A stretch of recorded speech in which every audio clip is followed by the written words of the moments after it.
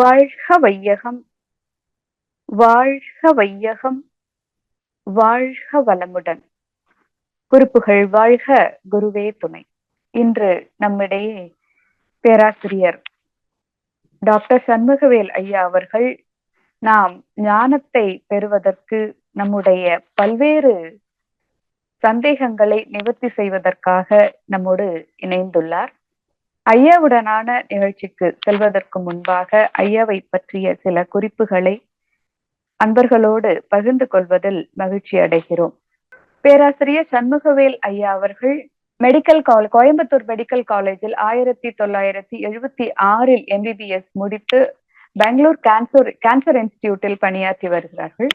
Association of surgeon of India, surgical society of Bangalore, fellow of international college of surgeons, Indian medical association இவை அனைத்திலும் வாழ்நாள் உறுப்பினராக இருந்து வருகிறார். மனவளக்கலை விஷனில் MSc yoga for human excellency முடித்து ஆழியார் அறிவு திருக்கோயிலில் அறங்காவலராகவும் ஓசூர் அறக்கட்டளை அறங்காவலராகவும் இருந்து தொண்டாற்றி வருகிறார்கள். மேலும் Vethathirian international training and research institute அறங்காவலராகவும் தொண்டாற்றி வருகிறார்கள். ஐயா அவர்களின் வாழ்க்கை துணைவியார் மதிப்பிற்குரிய டாக்டர் மீராபாய் அம்மா அவர்களும் MBS முடித்து மருத்துவத்துறையில் தொண்டாற்றி வருகிறார்கள். மேலும் நம்முடைய ஆழியார் ஜூம் இணைவில் தொடர்ந்து பங்கெடுத்துக் கொண்டு அன்பர்களின் பல்வேறு சந்தேகங்கள், ஆன்மீகம் மட்டுமல்லாமல் உடல் குறித்த பல்வேறு சந்தேகங்களுக்கும் தொடர்ந்து நமக்கு விளக்கங்களை அளித்து வருகிறார்கள். ஐயா அவர்கள் இன்று துறவு வாழ்க்கை, அதாவது பற்று அறுத்தல் என்ற அந்த பொருளில், பற்று இல்லாமல் எப்படி வாழ்வது என்ற பொருளில் இன்று நம்மிடையே முதலில் உரையாற்றி அதர் சார்ந்த கேள்வி பதிலுக்கு பதிலும் அளிக்க இருக்கிறார்கள். ஆண்டின் நிறைவு நாளான இன்று பல்வேறு சூழ்நிலைகளை, சிக்கல்களையும் சந்தோஷங்களையும் இன்பங்களையும் அனுபவித்து முடித்துக் கொண்டு அடுத்த ஆண்டிற்கு செல்கின்ற இவ்வேளையில் வரும் ஆண்டு ஒரு இன்பமயமான ஆண்டாய் அமைவதற்கு பற்றின்மை என்பது அடிப்படையாக இருக்கும் என்பதில் எந்த ஒரு சந்தேகமும் இல்லை. ஐயா அவர்களை உங்கள் அனைவரின் சார்பிலும் வரவேற்று பற்றின்மை குறித்து விளக்கங்கள் தந்து நம்முடைய கேள்விக்கும் பதில் அளிக்குமாறு அன்போடு கேட்டுக்கொள்கிறேன். வாழ்க வளமுடன் ஐயா. வாழ்க வையகம், வாழ்க வையகம், வாழ்க வளமுடன். Be blessed by the divine. நாம் இன்று பார்க்க போவது பற்றின்மை, பற்றினை துரத்தல். அது இங்கிலீஷ்ல லா ஆஃப் டிட்டாச்மெண்ட்னு சொல்லுவாங்க. இன்னைக்கு நம்ம மாலதி அம்மா சொன்னது பற்றின்மை தவத்தின் மூலம் ஞானத்தை அடைவது. நான் அந்த ஞானத்தை பற்றி பேசவில்லை. நம்ம பற்றின்மை மூலம் நம்ம கர்மயோகத்தில் நம்முடைய வாழ்க்கையில் வாழும் வாழ்க்கையில் இருந்து பற்றின்மையோடு இருந்து எவ்வாறு இன்பமாக வாழ முடியும், எவ்வாறு எப்படி அவர்கள் சொன்னாரோ அறிவை அறிவால் உணர்ந்து அந்த மெய் ஞானத்தை, மெய் அறிவை உணர்கிறோமோ அந்த மெய் அறிவின் மூலமாக நாம் எவ்வாறு வாழ்வது என்று தான் நான் சொல்ல விரும்புகிறேன். இப்ப நான் சொல்றது உங்களுக்கு ஒரு கன்ஃபியூஷன் ஆகி இருக்கலாம். ஆனா நான் சொல்ல உங்களுக்கு புரிஞ்சிடும். புரிஞ்சதுக்கு அப்புறம் நீங்க எங்கிட்ட நிறைய கேள்வி கேட்பீங்க, நிறைய கேட்கணும்.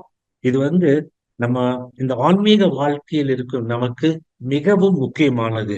இந்த அளவுக்கு கூட நம்மளுடைய வாழ்க்கையில் இல்லை என்றால் நாம் வேதாத்திற்கு எந்த பிரயோஜனம் இல்லை என்பதையே உணர்கிறேன். அந்த உணர்வை தான் நான் உங்களுடன் இன்று நான் பகிர்ந்து கொள்ள விரும்புகின்றேன். இதுல பார்க்கிற இந்த 3 படங்களுமே துறந்தவர்கள், ஞானத்தை அடைந்தவர்கள். ஆனால் நாம் அந்த ஞானத்தை அளவுக்கு போவதில்லை. நம்மளுடைய வேதாத்திரியத்தில் நாம் கற்றுக்கொண்டது என்னென்றால் இந்தியன் பிலாசபி, நம்மளுடைய ஆன்மீக தத்துவங்கள் என்னென்னு பார்க்கும்போது, உண்மையான உண்மை என்ன, கன்செப்ட் ஆஃப் ட்ரூத் என்னன்னா எல்லாமே ஆல் ஆர் டிவைன், எல்லாமே இறைத்தன்மையை கொண்டது, இறைவனால் படைக்கப்பட்டவை, இறைவனே அதனுள் இருந்து இயங்கிக் கொண்டிருக்கின்றான்.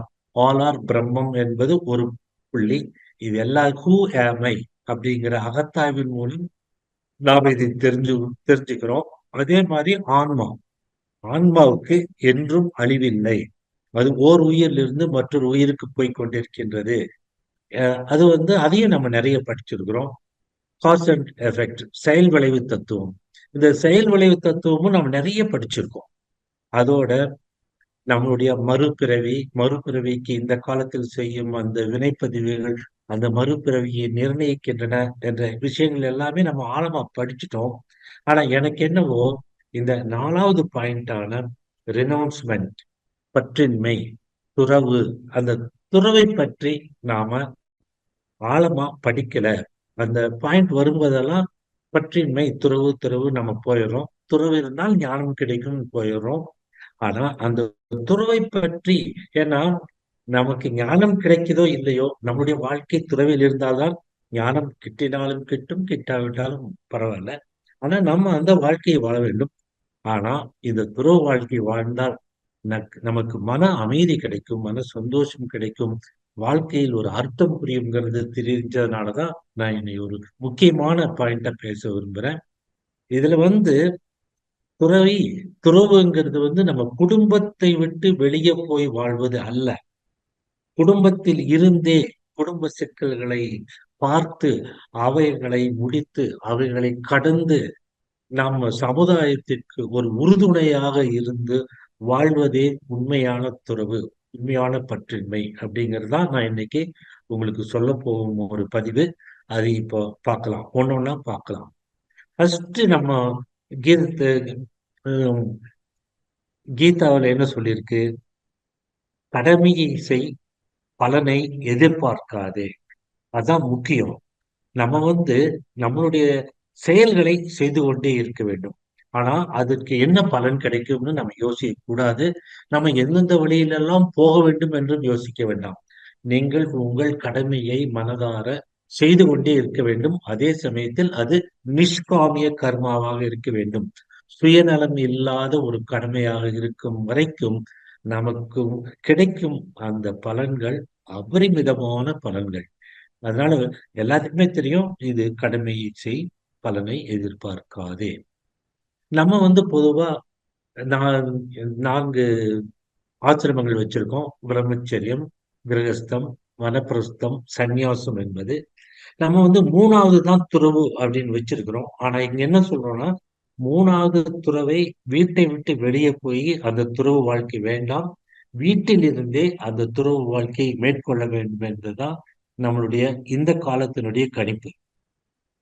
பொதுவா துறவு அப்படின்னா என்ன? சந்நியாசம், இடத்தை விட்டு, பந்த பாசங்களை விட்டு வெளியே சென்று உடல் சுகத்தை விட்டு கடவுளை தியானிப்பதும் கடவுளை அறிய முயற்சிப்பதும் தான் துறவு. அது துறவு அறிந்து விட்டால் நாம் ஞானம் அடைந்து விடுகிறோம், ஞானி ஆகி விடுகிறோம். ஆனா இவர் திருவள்ளுவர் என்ன சொல்லியிருக்காரு? நம் வாழ்க்கையானது இல்லறத்தில் தொடங்கி துறவரத்தில் முடிகிறது. ஆனால் அதுல அவர் சொல்றது, அறத்தாற்றின் நெல்வாழ்க்கை ஆற்றின் புறத்தாற்றில் போய் பெறுவதென்ன? அதாவது என் வாழ்க்கையை நான் செம்மையாக நடத்தி சென்றாலே போதும். அதுவே நம்மை மோட்சம், சொர்க்கம், இன்பம், வீடு பேறு, மகிழ்ச்சி, நல்வாழ்வு என்று அனைத்தும் கிடைத்துவிடும். ஆகவே நாம் துறவரத்தை நாடி செல்ல வேண்டியது அவசியமில்லை என்று திருவள்ளுவர் கூறியிருக்கிறார்.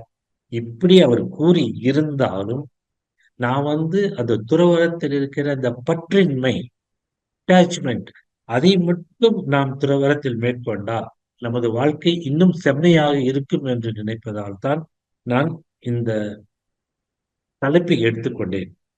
துறவரத்தில் இருக்க வேண்டும், துறவரத்தை செம்மையாக நடக்க வேண்டும் என்றால் நாம் அந்த பற்றின்மையோடு நம்ம இல்லறத்தில் இருந்தால்தான் நம்ம இல்லறம் நன்றாக இருக்கும். அதனால பற்றின்மையோடு இல்லறத்தில் இருப்பதே மிகவும் முக்கியம். அது எப்படின்னு பார்க்கலாம். அதுல ஃபர்ஸ்ட் திருக்குறளையே நான் இதை எடுத்துக்கிறேன். திருக்குறள்ல 341வது குறள் என்னன்னாக்க, அவரே சொல்றாரு, யாதனின் யாதனின் நீங்கியான் நோதல் அதனின் அதனின் அலன். அதாவது ஒருவன் எந்தெந்த பொருளில் எல்லாம் அது மேல ஆசை இல்லாம, பற்று இல்லாம அதை ஒரு பொருளாக உபயோகிக்கின்றானோ அப்போ அதன் மேல் இருக்கும் அந்த ஆசையை நீங்கி விடுகிறது. தேவைக்கு மட்டும் உபயோகப்படுத்திக் கொள்வான். அளவும் முறையும் என்று நம்ம சுவாமிஜி சொல்லியிருப்பாங்க. எந்த பொருளையும் நாம் வாழ்க்கையில் அளவு முறையோடு உபயோகப்படுத்தினால் அந்த பற்றில் அந்த பொருள் வந்து பற்றும் இருக்கும், இல்லாமல் இருக்கும். நமக்கு தேவைப்படும் அளவுக்கு உபயோகப்படுத்தி விட்டு தேவையில்லாத பொழுது அதை எடுத்து வைத்து விட வேண்டும். அப்படி இருந்தால் அந்த பொருளினால் அவன் துன்பம் அடைவதில்லை. இதுதான் நம்ம இல்லறத்தில் இருந்து கொண்டே செய்ய வேண்டிய ஒரு முக்கியமான பொருள். அதாவது இது வந்து இந்த மாதிரி பற்றின்மையோடு இல்லறத்தில் இருந்தால் நமக்கு துன்பம் கிடைப்பதில்லை. அடுத்தது என்ன சொல்றாரு? வேண்டின் உண்டாகத் துறந்தபின் ஈண்டு இயற்பாலபல. அதாவது துன்பம் இல்லாத வாழ்க்கையை நீங்கள் விரும்பினால் ஆசைகளை, அதாவது பற்றுக்களை விட்டுவிட வேண்டும். அப்படி விட்டு ஒரு பற்றற்ற வாழ்க்கையில் இவ்வாழ்க்கை இருந்தால் நாம் அடைய அங்க வந்து துன்பம் இல்லைன்னு சொன்னாரு. இதுல அடையக்கூடிய இன்பம் பலவாகும். வேண்டிய எல்லாம் ஒருங்கும். நமக்கு வேண்டியது எல்லாம் கிடைக்கும் அப்படின்னு சொல்றாரு. அதனால நாம் நம்மளுடைய ஆசைகளை விட்டு, அதாவது பற்றுக்களை அளவும் முறையோடும் உபயோகப்படுத்தி வாழ்ந்தால் நமக்கு இன்பமும் கிடைக்கும், வேண்டிய எல்லாமே கிடைக்கும் என்று திருவள்ளுவர் கூறுகிறார். மூன்றாவது, முதல்ல துன்பம் போகும்னு சொன்னாரு. ரெண்டாவது இன்பம் கிடைக்கும்னு சொன்னாரு. மூன்றாவது குறள்ல வந்து என்ன சொல்றாருன்னா, பற்றுக பற்றற்றான் பற்றினை அப்பற்றை பெற்றுக பற்று விடற்கு. அதாவது கடவுள் வந்து பற்று இல்லாதவர். அந்த பற்றில்லாத கடவுளினுடைய காலுக்கு பெரும் பற்று. அந்த காலை நாம் பற்றி கொண்டால் நாம் நம்மளுடைய பற்றுக்களை விடுத்து இறைவனை அடைய முடியும். அப்போ பொருள்கள் மீது ஆசையை விட்டால் நாம் இறைவனையே அடைய முடியும் என்றும் திருவள்ளுவர் கூறுகிறார். அதான் ஒண்ணு. முதல்ல அவர் சொன்னது துன்பம் இல்லாம இருக்கா. ரெண்டாவது எல்லா பொருள்களும் கிடைக்கும்னு சொன்னாரு. மூணாவது என்ன சொன்னாரு? இறைவனே நமக்கு கிடைக்கிறார் என்றும் சொல்றாரு. அதனால அந்த பற்றில்லாத வாழ்க்கை எவ்வளவு முக்கியமானது அப்படிங்கிறது வந்து அந்த டிட்டாச்மெண்ட், துறவு வாழ்க்கை எவ்வளவு முக்கியம் என்பது திருவள்ளுவர் கூறியதை நம்ம பார்த்தோம். அப்போ அந்த இப்பதான் அந்த பற்றில்லாம நம்ம வாழ்க்கை வாழ்றது எப்படி அப்படிங்கறத நான் இப்போ பேச போறேன். இப்ப பற்றில்லாம இருந்தா என்னென்னலாம் கிடைக்கும், அது நாம் இல்லறத்தில் இருந்து கொண்டே செய்ய வேண்டும்னு பார்த்துட்டோம். இப்போ நம்ம அது எப்படி வாழ்வது அப்படிங்கிறத போறோம். அதுல இங்கிலீஷ்ல லெட்டிங் கோன்னு சொல்லுவான், ரிலீஸ் அண்ட் லெட் கோன்னு சொல்லுவாங்க. Let go of what is no longer serving you. உனக்கு எது தேவையில்லையோ அதை மீண்டும் மீண்டும் பிடிச்சிட்டு இருக்காத, அதை விட்டுரு. அதை விட்டுட்டாதான் நீ அடுத்த நிலைக்கு போக முடியும். இது நான் சொல்றது கொஞ்சம் கன்ஃபியூஷனா இருக்கும். இப்போ உங்களுக்கு புரியும். ஒரு அந்த குரங்கு வந்து தனக்கு வேண்டிய வாழைப்பழத்துக்கு ஆசைப்பட்டு அந்த கண்ணாடி ஜார்ல கையை விட்டு வாழைப்பழத்தை கையில புடிச்சுக்குது. இப்ப கையை வெளியே எடுக்கணும்னா முடியல. அந்த ஆசையும் விட முடியல, வெளியும் வர முடியல. அப்ப எவ்வளவு துன்பம். ஆனா அந்த வாழைப்பழத்துல இருக்கிற அந்த ஆசையை விட்டுட்டு லெட் கோ, நீ போ என்னை விட்டுன்னு சொல்லிட்டு விட்டாக்க அந்த கையும் வெளியே வந்துடும், அதனுடைய வாழ்க்கையும் நன்றாக இருக்கும். அதனாலதான் நாம வந்து ஆசைகளை விட்டு விட்டால் லெட் கோ, நம்மளுடைய வாழ்க்கை நன்றாக இருக்கும். அடுத்தடுத்த நிலைமைக்கு ஒரு ஆசையை விடும் பொழுது வேறு வேறு நிலைகள் நமக்கு புலப்பட ஆரம்பிக்கும். நம் வாழ்க்கையில் முன்னேற்றம் வரும் என்பது இந்த லெட் கோ அப்படிங்கிறது முக்கியம். இது நம்ம எல்லாமே இந்த குரங்கின் படத்தின் மூலம் எப்பவுமே ஞாபகம் வச்சுட்டு இருக்கணும். எந்த ஒரு ப்ராப்ளம் வந்தாலும் இது நமக்கு தேவையா, தேவையில்லை, தேவையில்லை, இது இல்லாம நாம் வாழ முடியும்னா அதை விட்டுட்டு நகர்ந்துடுறது நல்லது.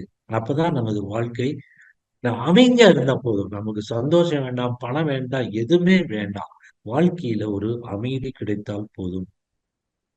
அதே சமயத்துல உறவில் துறவு அப்படின்னு சொல்லுவாங்க. அட்டாச்மெண்ட் வித் டிட்டாச்மெண்ட்னு சொல்லுவாங்க. அதாவது இதுல என்ன சொல்றாங்கன்னா, ஒரு பொருளுக்கு நீ சொந்தக்காரனாக இருக்க வேண்டாம், அதை பார்த்து கொள்ளும் ஒரு கஸ்டோடியனாக இருன்னு சொல்றாங்க. என்ன அப்படின்னா, ஒரு பொருள் இருந்து அதுக்கு நம்ம சொந்தக்காரனா இருந்தாக்க நமக்கு அது மேல அன்பு, பாசம், பற்று எல்லாமே நிறைய இருக்கும். ஆனா அதுக்கு பதிலா இந்த மனநிலைக்கு வந்துடணும். இந்த பொருள் என்னுடைய காப்பில் இருக்கிறது, நான் இதை பார்த்து கொள்ள வேண்டும். அந்த பொருள் போனப்ப நான் அது வருத்தப்பட மாட்டேன் அப்படிங்கிறது தான் அட்டாச்மெண்ட் வித் டிட்டாச்மெண்ட். இதை எதுல அழகா உதாரணம் சொல்லியிருப்பாங்கன்னா, தாமரை இலை மேல் இருக்கும் தண்ணீர் போல. தாமரை இலை அந்த தண்ணி அது மேல வச்சுக்குது. ஆனா அதை காப்பாற்றுது. ஆனா அது அதை விட்டு போகும்போது அதை பற்றி கவலைப்படுவதில்லை. அதான் வந்து அதை வச்சும் காப்பாற்றுது. அது போனதுக்கு அப்புறம் அது கவலைப்படுவதில்லை. அதனால வாழ்க்கையில நாம எல்லா பொறுப்புகளையுமே அந்த தாமரை இலை மேல் இருக்கும் நீர் போல வாழ்ந்து அந்த பொறுப்புகளை கடந்து நாம் போய்க்கொண்டே இருக்க வேண்டும். அப்பொழுதுதான் நமக்கு வாழ்க்கையில் ஒரு வளர்ச்சி ஏற்படும். இல்லைன்னா நம்ம ஒரே இடத்துல ஒரே பொருளோட நின்று விடுவோம். அதனாலதான் புத்தர் என்ன சொன்னாரு? எல்லாத்துக்கும் ஆசையே காரணம் அப்படிங்கிறதுதான் அட்டாச்மெண்ட். அப்போ நாம துறவறத்தில் இருக்க வேண்டும். கற்றின் மேல் இருக்கணும் அப்படின்னா, அது வந்து எல்லா பொருள்களையும் விட்டு விடணும் அப்படிங்கிறது இல்ல. ஆனா நம்ம நமக்கு எந்த விழிப்புணர்வு வேண்டும்னா, இந்த உலகத்தில் இருக்கும் எந்த பொருள்களும் நிலையானது இல்லை. எல்லாம் அழிந்து போகப் போவவை அப்படின்ற அந்த இது தெரிந்தால், நமக்கு எதிர் மேலயும் அந்த அளவு கடந்த பாசமோ, அன்போ இருக்காது. எந்த நேரத்திலும் அதை விட்டு நாம் அகன்று அடுத்த வேலைக்கு போக முடியும். அதனால இந்த உலகத்தில் எதுவும் நிலையானது இல்லை என்பதை நாம் உணர்ந்து வாழ வேண்டும். அதே சமயத்துல கலீல் கிப்ரான் இவர் சொன்ன வார்த்தை வந்து கொஞ்சம் அந்த தத்துவம் கொஞ்சம் உயரியதாக இருக்கு. என்னன்னாக்க நம்ம இந்த உலகத்துல வாழ்றோம். ஆனா இந்த உலகத்தில் நமக்கு கிடைப்பது எல்லாமே நம்மால் கொண்டு வரப்படவில்லை. நம் மூலமாக இந்த பிரபஞ்சம் நான் இந்த உலகிற்கு கொடுத்து கொண்டிருக்கின்றது. நாம் ஒரு கருவியாக அவனுக்கு செயல்பட்டு கொண்டிருக்கின்றோம். நம்மளுடையது எதுவுமே இல்லை. They came through you, but not from you. And you, though they are with you, yet they belong not to you. அது உனக்கு சொந்தமானது இல்லை. இந்த உலகத்துல எதுவுமே உனக்கு சொந்தமானது இல்லை. ஆனா நீ உனக்கு அதெல்லாம் சொந்தமானது சொந்தமானதுன்னு ஆசைப்பட்டு உன்னுடைய வாழ்க்கையை கிடைத்துக் கொள்கிறாய்ன்னு கலீல் கிப்ரான் சொல்றாரு. இதெல்லாம் சொல்லும் போதுதான் நமது மனம் வந்து கொஞ்சம் கெட்டிப்படும். அப்போ நம்ம இந்த உலகத்துல சுதந்திரமா இருக்கணும், சந்தோஷமா இருக்கணும், அமைதியா இருக்கணும் அப்படின்னாக்க இந்த ஆசையை பற்றினை விட்டுவிட வேண்டும். இலைமேல் இருக்கும் நீர் போல ஒவ்வொரு பொருளையும் நம் வாழ்க்கையில் ஏற்றுக்கொள்ள வேண்டும். அப்போ எல்லாத்தையுமே விட்டு நகரும் பொழுது நாம் நமக்கு உடனே அடுத்த ஸ்டேஜ்ல பார்த்தா எதுவுமே புரியாது இருக்கும். ஒரு அன்சர்டனிட்டின்னு சொல்லுவோம். அப்போ அந்த அன்சர்டனிட்டிங்கிறது என்ன அப்படின்னாக்க நம்ம உணர்தணும். நமக்கு இது தெரியாது. இதெல்லாம் ப்ராப்ளம் வரும். எதிர்காலத்துல என்ன ஆகும்னு தெரியல. எப்படி போறதுன்னு தெரியல. நம்ம ஆராய ஆரம்பிக்கிறோம். அந்த ஆராய்ச்சி நமக்கு வரும்பொழுது நமக்கு ஒரு சுதந்திரம் கிடைக்கிறது. ஆம், நமக்கு இது தெரியல. அப்பா, சோ நம்ம இனி ஆராய்ந்து நாம் முன்னால போகணும் அப்படின்னு நினைக்கும் போது நமக்கு ஒரு சுதந்திரம் கிடைக்கிறது. அப்போ நம்ம கடந்த கால அறிவு மட்டும் பத்தாது. கடந்த கால அறிவின் அனுபவங்கள் மட்டும் பத்தாது. நிறைய விஷயங்கள் எதிர்காலத்தில் தெரிந்து நாம் முன்னேற வேண்டும் அப்படிங்கிற ஒரு நிலையை அடைகிறோம். அப்போ அன்சர்டனிட்டின்னு என்னன்னாக்கா நம்மளுடைய அறிவு வந்து குறுகியது. நம்ம வாழ்க்கைக்கு இது பத்தாது.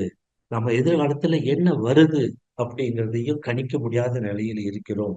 என்ன முடிவு வரும் என்பதையும் நம்ம கணிக்க முடியாமல் இருக்கிறோம். இந்த நிலையில தான் நம்ம வந்து நம்மை பற்றி ஒரு விஷயம் தெரிஞ்சுக்கணும். நமக்கு வந்து இது வந்து ஒரு முக்கியமான தத்துவம்.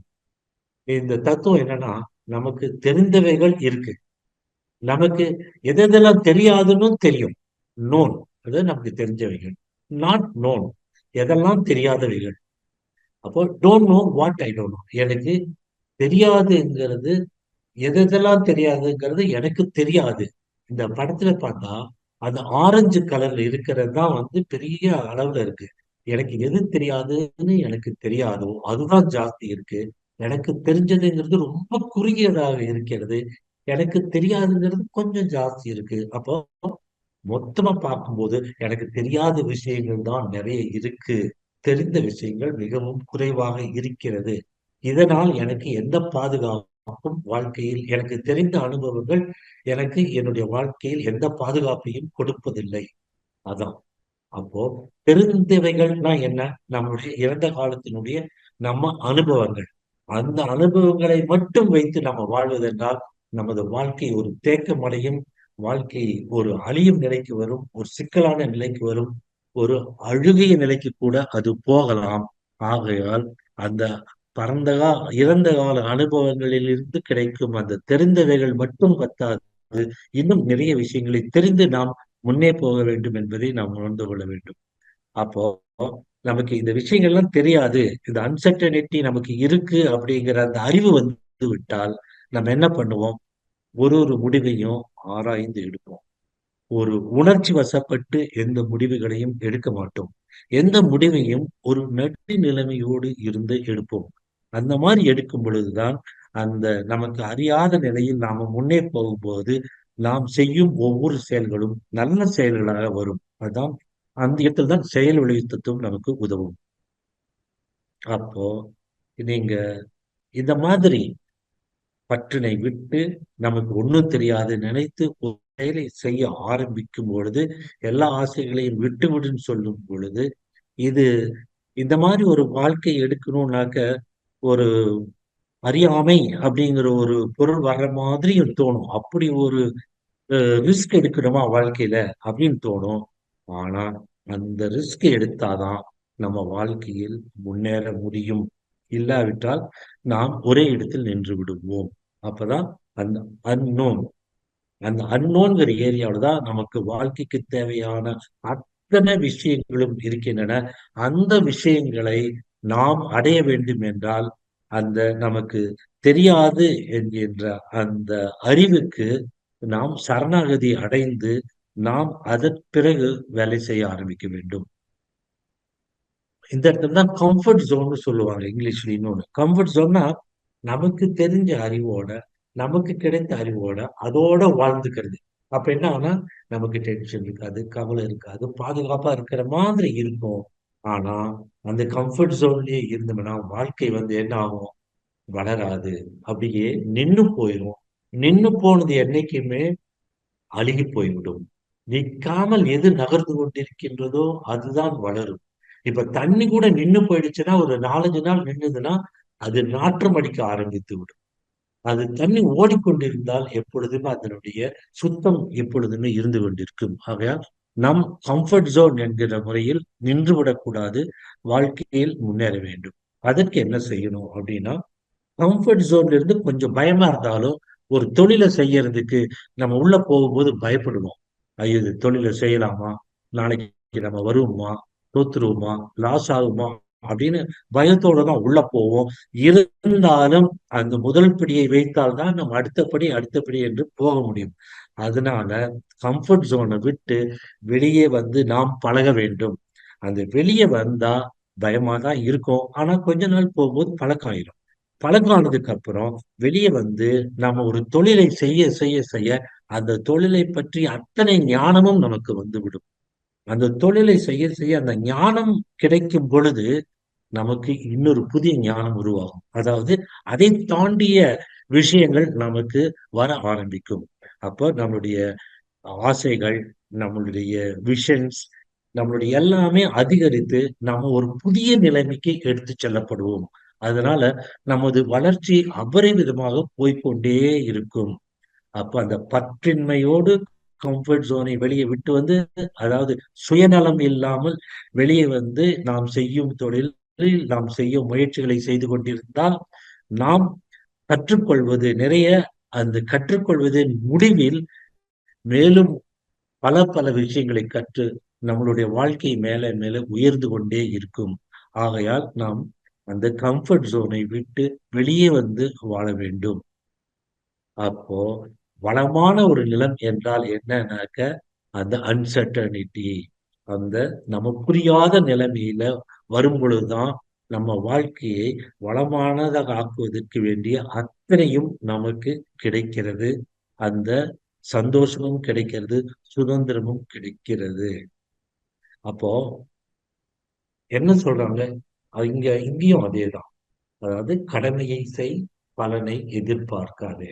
இங்க என்னன்னா, உனக்கு என்ன செய்யணும்னு நினைக்கிறியோ செய். உனக்கு என்ன ஆசை இருக்கோ அதுக்கு ஆசைப்படு. ஆனால் அதனுடைய முடிவு என்ன? Don't give attachment to the result. You must give up your attachment to the result. அந்த முடிவு கடவுளின் முடிவு, அது இறை நீதி. அந்த இறை நீதிக்கு விட்டு விட்டு உன் முயற்சியும் உன் ஆசைகளை வைத்து உன் முயற்சியில் மேலே போய்க்கொண்டே இரு. உனது வாழ்க்கை நன்றாக இருக்குங்கிறதா அடுத்த வார்த்தை. அப்போ நம்ம ஒரு பொருள் மேல இருக்கிற அந்த முட்டனை, அதாவது குறுகிய மனத்தில் இருக்கும் பொழுதுதான் ஒரு பொருள் மேல நமக்கு அந்த ஆசை வரும். நம்மளுடைய மனம் அகலமாகும் பொழுது, நம்மளுடைய பெருகும் பொழுது, விசாலமாக ஆகும் பொழுது, நாம் அந்த யுனிவர்சல் அறிவை பெறுகிறோம். பிரபஞ்சத்தினுடைய அறிவை நெருங்கிடும் பொழுது இறை அறிவை நெருங்குகிறோம். அப்போ அந்த இறை அறிவு என்பதுதான் நாம். அந்த ட்ரூ செல்ஃப் நமக்கு வரும் பொழுது, நமக்கு நாம் வேண்டியதெல்லாம் நமக்கு இந்த வாழ்க்கையில் கிடைத்துக் கொண்டே இருக்கும். அப்போ வீட்டுல இந்த மாதிரி குடும்பத்துல இருந்து நான் இனிமேல் இதெல்லாம் பற்று இல்லாம இருக்கிறேன் அப்படின்னு ஓரளவுக்கு நகர்ந்து ஒரு மாதிரி நியூட்ரலா இருந்தா அது சுயநலமா அப்படின்னா இல்ல, சுயநலம் கிடையாது. அது நம்மளுடைய குடும்பத்திற்கும் சமுதாயத்திற்கும் இயற்கைக்கும் எல்லாத்திற்குமே நாம் செய்யும் கடமை. அதன் மூலம் நம் கடமையை செய்ய முடியும். அதன் மூலம் நம்மளுடைய சுதந்திரம் காக்கப்படுகிறது. அது நமக்கு ஒரு மன அமைதியை கொடுக்கிறது. வாழ்க்கையின் நோக்கத்திற்கு ஒரு இதை பொருளை அது கற்பிக்கிறது. அதனால பற்றின்மை மிகவும் முக்கியம், சுயநலமானது அல்ல. அதே இந்த போவர்ட்டி கான்சியஸ்ங்கிறது நம்ம தெரிஞ்சுக்கணும். அதாவது நம்ம குறுகிய மனத்தோடு இருக்கும்போது நம்ம பாதுகாப்பா இருக்கணும்னு நமக்கு என்ன வேணும்? பணம் வேணும், வீடு வேணும், எது வேணும்? கார் வேணும். கார்ல வந்ததுக்கு அப்புறம் இன்னும் பணம் வேணும், இன்னும் பணம் வேணும். இதுதான் அந்த குறுகிய மனம் உள்ள அறிவு. அந்த குறுகிய மனம் இருக்கும் வரைக்கு நமக்கு எவ்வளவு பணம் வந்தாலும் அது வானமே எல்லை, அது முடிவே இல்லை. எவ்வளவு பணம் வந்தாலும் நமக்கு அந்த திருப்தியே இருக்காது. அப்ப என்ன ஆகுது? பணம் ஜாஸ்தியாக ஆக நமக்கு இன்னும் பயம் வந்துடும். ஐயோ, இந்த பணம் நம்ம விட்டு போனா என்ன ஆகும், விட்டு போனா என்ன ஆகும் அப்படிங்கிற அந்த பயம் வரும் பொழுது நம்ம வாழ்க்கை மிகவும் ஒரு சோகமான வாழ்க்கையாக மாறிவிடும். ஆனால் அந்த பற்றினை விட்டு விட்டால் வாழ்க்கையே மாறிவிடும். அடுக்குதான் டிட்டாச்மெண்ட். அதாவது நம்ம அந்த பற்றின்மை எடுத்தாலே அதுதான் நமக்கு மிகப்பெரிய சொத்து. அப்ப அந்த லெவல் இருக்கும்போது நமக்கு எது இருந்தாலும் இது போதும் அப்படின்னு வச்சுட்டு அதுல இருந்துதான் நம்ம முயற்சியை தொடரும். அப்ப என்ன ஆகும்? நம்மளிடம் வரும் ஒரு பொருளுக்கும் நமக்கு சந்தோஷத்தை கொடுக்கும். அதே சமயத்துல அது நம்மை விட்டு போனாலும் நாம் வருத்தப்பட போவதில்லை. நம்மளிடம் இருக்கும் அந்த பொருட்களோடு நாம் சந்தோஷமாக வாழ பழகிக் கொள்கின்றோம். அதுதான் துறவு. அப்போ நம்ம இந்த வாழ்க்கையில என்ன நினைக்கணும் அப்படின்னாக்க, நினைப்பதை பெருசாக நினையுங்கள். அப்துல் கலாம் சொன்னது போல ட்ரீமிங் பெருசாக ட்ரீம் பண்ணுங்கள், நம்புங்கள், பெருசை நினையுங்கள். ரிசல்ட் எப்படி இருக்கிறதே கவலைப்படாதீங்க. ரிசல்ட் நம்ம நினைப்பது போல் நிச்சயமாக வரும். அப்போ என்ன பண்ணணும்? நம்ம ஒரு ப்ராப்ளம் அப்படின்னு வந்ததுன்னா நம்ம பொறுமையா வெயிட் அண்ட் வாட்ச் அப்படிங்கிற சொல்யூஷன் இருக்கும். உடனே நமக்கு தெரிந்த அறிவை கொண்டு அதுக்கு ஒரு முடிவை கொண்டு வருவதை விட, இந்த ப்ராப்ளம் வந்துடுச்சு, ஏன் வந்தது, எதுக்காக வந்தது, என்னுடைய அறியாமையினால் வந்ததா அப்படின்னு யோசிச்சு கொஞ்சம் காலம் கொடுத்து நம்ம மூவ் ஆனா தானாகவே ஒரு முடிவு வரும். அது உண்மையிலேயே ஒரு அற்புதமான முடிவாக இருக்கும். அதனால எந்த முடிவை எடுக்கும் பொழுதும் அது மேல ஒரு எமோஷனல் பாண்டிங் இல்லாமல், ஒரு பற்று இல்லாமல், பற்றின்மையோடு அந்த நிலையிலிருந்து எதற்காக வந்தது என்று ஆராய்ந்து சிறிது காலம் கொடுத்தால் அதுவாகவே நமக்கு ஒரு முடிவை கொடுக்கும். அது மிகவும் அற்புதமான ஒரு முடிவாக இருக்கும். அதே சமயத்துல நமக்கு ஒரு ப்ராப்ளம் வந்ததுன்னா, ஒரு சிக்கல் வந்ததுன்னா, அது நமக்கு ஒரு ஆப்பர்ச்சுனிட்டி, நமக்கு இன்னொரு வழியை கொடுக்கிறது. Every problem contains a seed of opportunity. ஒவ்வொரு சிக்கலிலும் நம்ம வாழ்க்கை முன்னேறுவதற்கான ஒரு விதை இருக்கிறது என்பதை உணர்ந்து இந்த ப்ராப்ளம் வரும்போது இது ஏன் வந்தது, இதுல இருந்து நம்ம வெளியே போறது எப்படி, இனிமேல் இந்த ப்ராப்ளம் வராம நம்ம வாழ்க்கையில் வாழ்வது எப்படி அப்படின்னு யோசிக்கிறதுக்காக அது நமக்கு ஒரு இடைவெளியை கொடுக்கிறது. அப்போ அந்த மாதிரி யோசிச்சு நம்ம வெளியே ஓடும் பொழுது நமக்கு அதிர்ஷ்டம் வருது. எப்படி அதிர்ஷ்டம் வருது? நம்ம யோசிச்சு ஏன் வருது, எதனால வருதுன்னு யோசிக்கும் பொழுது நமக்கு தேவையான ஆப்பர்ச்சுனிட்டிஸ், சந்தர்ப்பங்களும் நமக்கு வரும்.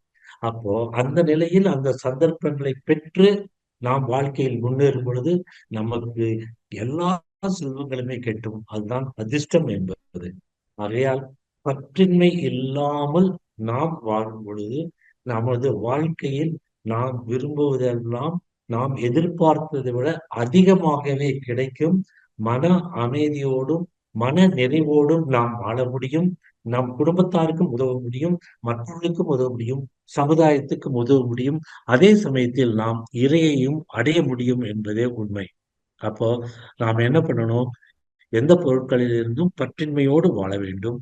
அந்த அன்சர்டனிட்டி, நமக்கு தெரியாது, எனக்கு தெரிந்தவை குறைந்தவை, தெரியாதவை நிறையவே இருக்குங்கிறத உணர்ந்து அந்த அறிவின் மூலம் நாம் இயங்கும் பொழுது நமக்கு நிறைய விஷயங்கள் கிடைக்கும். அப்போ அந்த மாதிரி நம்ம ஒவ்வொரு பொருளையும் நின்று நிதானமாக பார்த்து செய்வது, உலகத்தில் இருக்கிற பலவிதமான விஷயங்களும் நமக்கு கிடைக்கும். நமது வாழ்க்கை மிகவும் அர்த்தமுள்ளதாக இருக்கும்.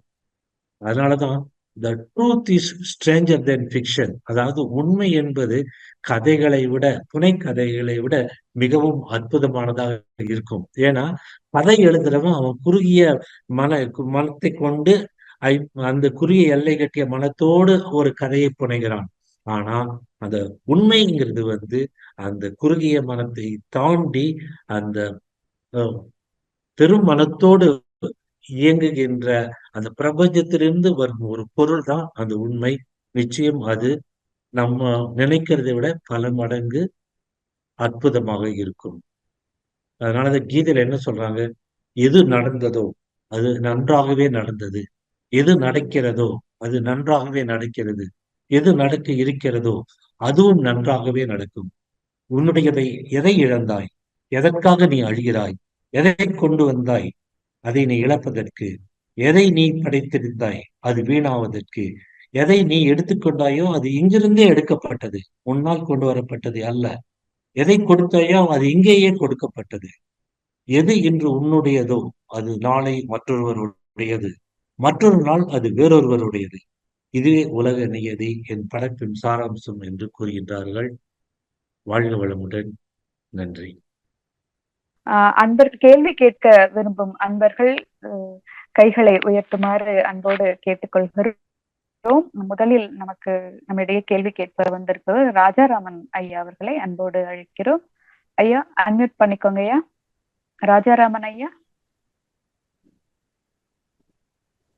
வாழ்க வளமுடன். ராஜாராமன் ஐயா, அன்மியூட் பண்ணுங்க ஐயா. வாழ்க வளமுடன்.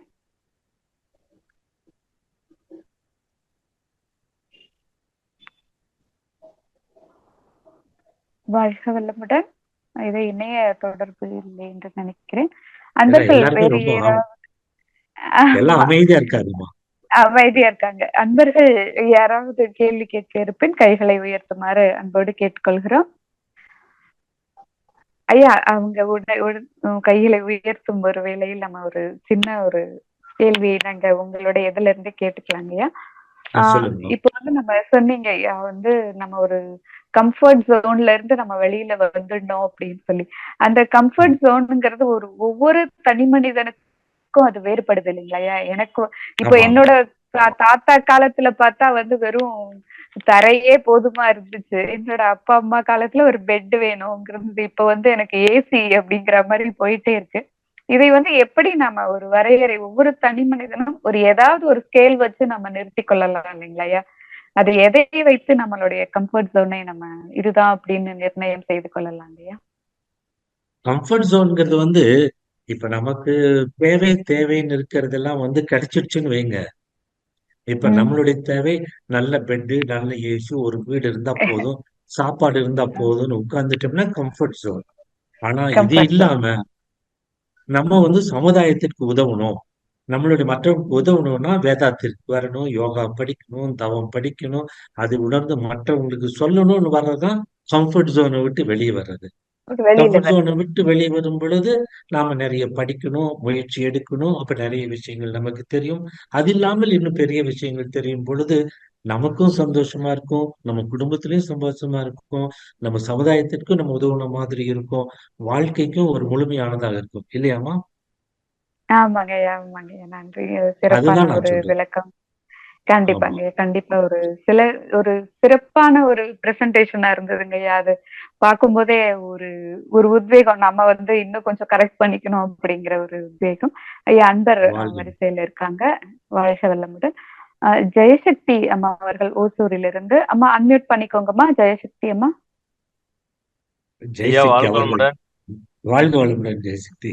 ஜெயசக்தி ஐயா. ஐயா ரொம்ப ஐயா வாழ்க ஒரு வளமுடன். தெளிந்த நீரோடை போல நல்ல ஒரு தெளிவான கருத்துக்கள் ஐயா. சொல்லுங்க. சமுதாயத்துல ஆனா இது எந்த அளவுக்கு கடைப்பிடிக்கிறாங்கன்றது உங்களுக்கே தெரியும். ஏன்னா நிறைய மாற்றங்கள் வேணும்னு தான் எல்லாமே நினைக்கிறோம். ஆனா பாத்தீங்கன்னா வாடகை வீட்டுல இருக்கிறவங்க ஒரு வீடு இருந்தா போதும்னு நினைக்கிறாங்க. ஒரு வீடு கட்டின உடனே என்ன நினைக்கிறாங்க, இன்னும் அடுத்த வீடு வாங்கணும், அடுத்த வீடு வாங்கணும், கட்டி வாடகை இப்படிதான் போயிட்டே இருக்காங்களே ஒழிய இதுக்கு ஒரு முற்றுப்புள்ளியே இல்லாம நிலைமையில தான் இந்த சமுதாயம் இருக்குது. நீங்க சொன்ன மாதிரி இந்த மனவளக்கலையில இருக்கிறவங்க வேணா கொஞ்சம் மாற்றம் அடைந்திருக்கலாம். ஆனா அதுலயே கூட நிறைய பேர் இன்னும் அந்த குருவிலே கண்ட உண்மை நிலை தெளிவுன்ற நிலைக்கு வந்த மாதிரி எனக்கு தெரியலங்கய்யா. எனக்கு தெரிஞ்சு எங்க ஊர்ல ஒரு அன்பருங்க எங்க பக்கத்து வீட்டுக்காரரு 92 வயசுங்கய்யா. இது வரையிலயும் அவரு எந்த நம்ம பயிற்சியோ, எந்த யோகாவோ, எந்த தியானமோ எதுவுமே செஞ்சதே இல்ல. சாப்பிடுறதுதான் அவருடைய வாழ்க்கையினுடைய எய்மே. நல்லா சாப்பிடுவாரு. காலையில 6 மணிக்கு எழுந்தோடனே காபி சாப்பிடுவாரு, 8 மணிக்கு டிபன் சாப்பிடுவாரு, 10 மணிக்கு ஸ்வீட் சாப்பிடுவாரு, 11:30 மணிக்கு ஸ்நாக்ஸ் சாப்பிடுவாரு, திருப்பி 1 மணி இப்படியே வாழ்வியல கடைசி வரையிலும் இன்னைக்கு 92 வயசுல இப்பதான் கொஞ்சம் கொஞ்சம் அவரு சாப்பிடுறது குறைஞ்சிருக்குது. ஆனா நம்ம மனவள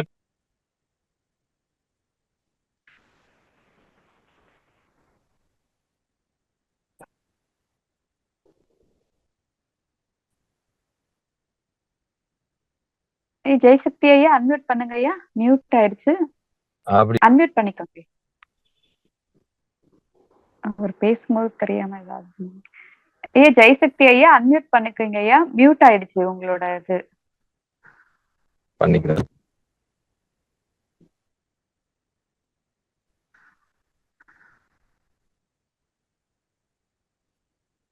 ஐயா ஜெயசக்தி ஐயா வாழ்க வளமுடன். அப்படிங்கிற ஒரு பொருளை சொன்னாரு. நான் பேசுறது கேக்குதுங்களா? இப்பதான் ஹலோ. ஐயா கேக்குது. ஐயா என்னோடது கொஞ்சம் ஆமா சொல்லுங்க. உங்களோடது கேக்குதுங்க ஐயா. ஜெயசக்தி ஐயாவது அன்மியூட் ஆயிடுச்சு. அவரு அன்மியூட் ஆகல. நீங்க பேச அதான் ஜெயசக்தியா சொன்னது சோறு கண்ட இடமே சொர்க்கம்னு ஒருத்தர் இருந்துட்டாரு. அந்த மாதிரி நாம் நிறைய இருக்கிறோம். அதையே தாண்டி வரணும். உதாரணமா நான் ஜெயசக்தியாவே சொல்லுவேன். அவர் எங்க மண்டலத்தை சேர்ந்தவர், எங்க மண்டலத்தினுடைய செக்ரட்டரி. அவங்க எல்லாம் ரிட்டையர் ஆன பணத்தோட வீட்டுல இருக்கணும்னு சேர்ந்திருந்தாக்க இந்த அளவுக்கு இப்படி தொண்டு செஞ்சு சமுதாயத்துக்கு இவ்வளவு உதவி செஞ்சிருக்க மாட்டாங்க. அவர் அதுல எவ்வளவு சந்தோஷமா இருக்கிறாரு, எப்படி இருக்கிறாருங்கிறது எனக்கு தான் தெரியும். அதனால நம்ம கம்ஃபர்ட் ஜோனை விட்டு தைரியமா வெளியே ஒரு சில விஷயங்களை செய்யும் பொழுதுதான் நமக்கு இந்த உலகத்தில் இருக்கிற அந்த சுதந்திர காற்று தெரிகிறது, உலகத்தின் அழகு தெரிகிறது, இந்த கடவுளின் படைப்புகளின் அழகு எல்லாமே தெரிகிறது. அப்பதான் தெரியும். ஆனா அந்த கம்ஃபர்ட் ஜோன்ல இருந்தா நம்ம 4 சுவருக்குள்ளதான் இருப்போமே தவிர அந்த ஜன்னல் வழியா கூட வெளியே பார்க்க மாட்டோங்கிறதான் நடக்குது. அதாம்மா உண்மை. வாழ்க வளமுடன். வாழ்க வளமுடன். நன்றிங்க ஐயா. அடுத்து ராஜு ஐயாவை கேள்வி கேட்க அன்போடு அழைக்கிறோம். ராஜு ஐயா அன்மியூட் பண்ணிக்கோங்க ஐயா. ஐயா வாழ்க வளமுடன். வாழ்க வளமுடன் ஐயா. இவர் எங்க ஜோன் தலைவர்மா. Attachment very beautiful. ஐயா சொல்லுங்க ஐயா கேள்வி. இப்போ சொன்ன அத்தனையும் உண்மை. மகரிஷி சொன்ன இந்த அளவு முறையை நம்ம பிடிச்சிட்டோம்னா சரியா போயிரும் நினைக்கிறேன். கரெக்ட். அதுதான் உண்மை. அவ்வளவுதான் ஐயா. எதுல ஒரு அளவு முறை இருக்கணும், அதே சமயத்தில் நம்ம முயற்சியும் இருக்கணும். ஆமா, முயற்சி இருந்துட்டே இருக்கணும். அதுதான் கம்ஃபர்ட் ஜோன் விட்டு வெளியே வர்றது. ஆமா ஆமா, வெரி பியூட்டிஃபுல்லி எக்ஸ்பிளைன். நமக்கு எல்லாமே தெரியுங்கிற அந்த ஆணவம் இருக்கக்கூடாது. நமக்கு தெரியாதவைகள் நிறைய இருக்குங்கிறத நம்ம ஒத்துக்கணும். ஆமா, உண்மைதான் உண்மைதாங்க. அதனாலதான் அல்மைட்டி அல்மைட்டி. ஆமா, ரொம்ப நல்லா இருந்ததுங்க ஐயா. மிக்க மகிழ்ச்சி. வாழ்த்துக்கள். வாழ்த்துக்கள். நன்றிங்க ஐயா, வாழ்க நன்றி. வாழ்க வளமுடன், வாழ்க வளமுடன் ஐயா. அடுத்து மகேஸ்வரி அம்மா அவர்களை கேள்வி கேட்க அன்போடு அழைக்கிறோம். மகேஸ்வரி அம்மா அன்மியூட் பண்ணிக்கோங்கம்மா. மகேஸ்வரி அம்மா, வாழ்க வளமுடன்.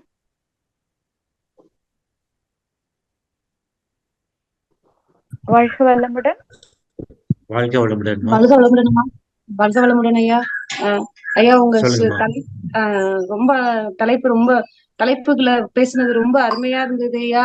ஆனா ஒரே ஒரு கேள்வி ஐயா, அதாவது சொல்லுங்கம்மா. நீங்க பற்றற்ற நிலை அப்படின்னு சொன்னது வந்து ஒரு பொருளின் மீதே சொல்லிட்டே இருந்தீங்க. குடும்பத்தில் உள்ள உறவுகள் மீது பற்றற்ற நிலையில எப்படி இருக்கிறது, அதே மாதிரி அந்த இதை எனக்கு கொஞ்சம் எக்ஸ்பிளைன் பண்ணுங்க ஐயா. பொருள்கள்னா இந்த உலகத்தில் இறைவனால் படைக்கப்பட்ட அனைத்துமேமா. நான் வந்து நம்மளுடைய குழந்தைகளாக இருக்கட்டும், நம்மளுடைய பேர குழந்தைகளா இருக்கட்டும், தாத்தா பாட்டி யாராக இருந்தாலும் எல்லாருமே இந்த உலகத்தில் நம் மூலம் வெளிக்கொண்டு வரப்பட்டவர்கள், நம்மால் படைக்கப்படவில்லை அப்படின்னு ஒரு பிரிந்து ஒரு தூரத்தில் நின்று அவர்களை பார்க்கும் பொழுதுதான், அந்த பாசத்தை கண்டு உண்மை நிலை தெரியும் பொழுதுதான் நமக்கு அவங்க மேல ஒரு லவ், அஃபெக்ஷன் எல்லாமே வரும். அதே சமயத்துல அது ஒரு அளவு முறையோட இருக்கும். நான் சொன்னது புரியுதான்னு தெரியல எனக்கு. அதை எப்படி ஐயா நம்ம நிர்ணயம் பண்றது? ஆமா, நிர்ணயம் பண்றதுக்கு நீங்க அதுதான் நம்ம வேதாத்திரத்துல பழகணும்.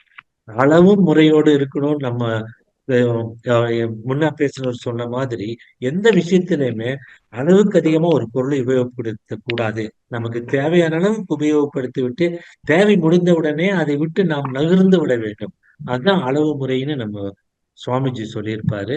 அதனால அதுதான் உண்மை.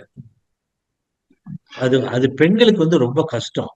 நம்மளுடைய குழந்தைகள், நம்மளுடைய பசங்க அப்படின்னா அப்படியே உயிரை விடுவீங்க. அவங்க கிட்ட இருந்து அந்த பற்று விட்டு வெளியே வர்றதுன்றது வந்து லேடிஸ்க்கு ரொம்ப கஷ்டம் தான். அந்த கஷ்டத்தை தாண்டி வர்றதுதான் முக்கியம். அதாயா, இப்ப பிள்ளைங்கள் வந்து நல்லா இருக்கணும், நல்லா பயிற்சி பண்ணணும், நல்லா படிக்கணும் அப்படின்னு எண்ணுறோம். அந்த எண்ணத்தை வந்து அவங்க கிட்ட சொல்றதோ, அவங்க கிட்ட சொல்லி புரிய வைக்கிறதோ அது பற்றா? அந்த பற்று இல்லாம இருக்கணுமா, இல்ல நம்ம வாழ்த்துட்டு மட்டும் இருக்கணுமாயா? இல்ல, நம்ம அந்த அக்கறையோட சொல்லணும். ஆனா நான் சொல்ல வர்றது, படிக்கிறாங்க, படிச்சு கல்யாணம் ஆகி போயிடுறாங்க. அவங்க கல்யாணம் ஆனது போனதுக்கு அப்புறம் நமக்கும் அவங்களுக்கு இருக்கிற உறவு என்னமா, அவங்க நம்மளை விட்டு போயிட்டாங்க. அப்போ இவங்க நம்ம விட்டு ஒரு காலத்தில் போயிருவாங்கன்னு தெரியுமோ நீங்க சொல்லணும். நீ ஒரு காலத்துல இப்ப என் கூட இருக்கிற, ஒரு காலத்துல என்னை விட்டு போயிருவ. நீ என்னை விட்டு போகும்போது நீ அங்க இன்னும் நல்லா இருக்கணும், நல்லா கஷ்டப்படணும், நல்லா உழைக்கணும். அதுக்காக இப்ப நீ படி. இந்த மாதிரி எப்பவும் நான் உட்கார்ந்துட்டு நான் உனக்கு உதவ மாட்டேன். அந்த மாதிரி வந்து உனக்கு உதவுறதுக்கு யாரும் இருக்க மாட்டாங்க. அதை நீ புரிஞ்சுக்கோ. இது எல்லாமே ஒரு தற்காலிகமானது. நான் ஒரு வயசு வரைக்கும் தான் உன்னோட இருப்பேன். ஒரு வயசுக்கு மேல நீ தனி ஆளாக இருக்க போகிறாய்ன்னு அவங்களுக்கு அது உணர்த்தி அவங்களுடைய வாழ்க்கையில அவங்க காலில் நிக்கிறதுக்கு உதவுவதோடு நின்னுக்கணும். அதே சமயத்தில் ஒரு நாள் அவர்கள் நம்மை விட்டு போய்விடுவார்கள் என்பதை உணர்ந்து நாம் வருத்தப்படாமல் இருக்க வேண்டும். அதுதான் முக்கியம். புரியுதாமா? சரிங்க சரிங்க. ஒரு நாள் அவங்க நம்மளை விட்டு போவாங்கங்கிறது நம்ம இப்பவே உணரணும். நம்ம கிட்ட அவங்க பர்மனன்ட் இல்ல, அதான் உணரணும். எதுவுமே நிலையானது இல்லை.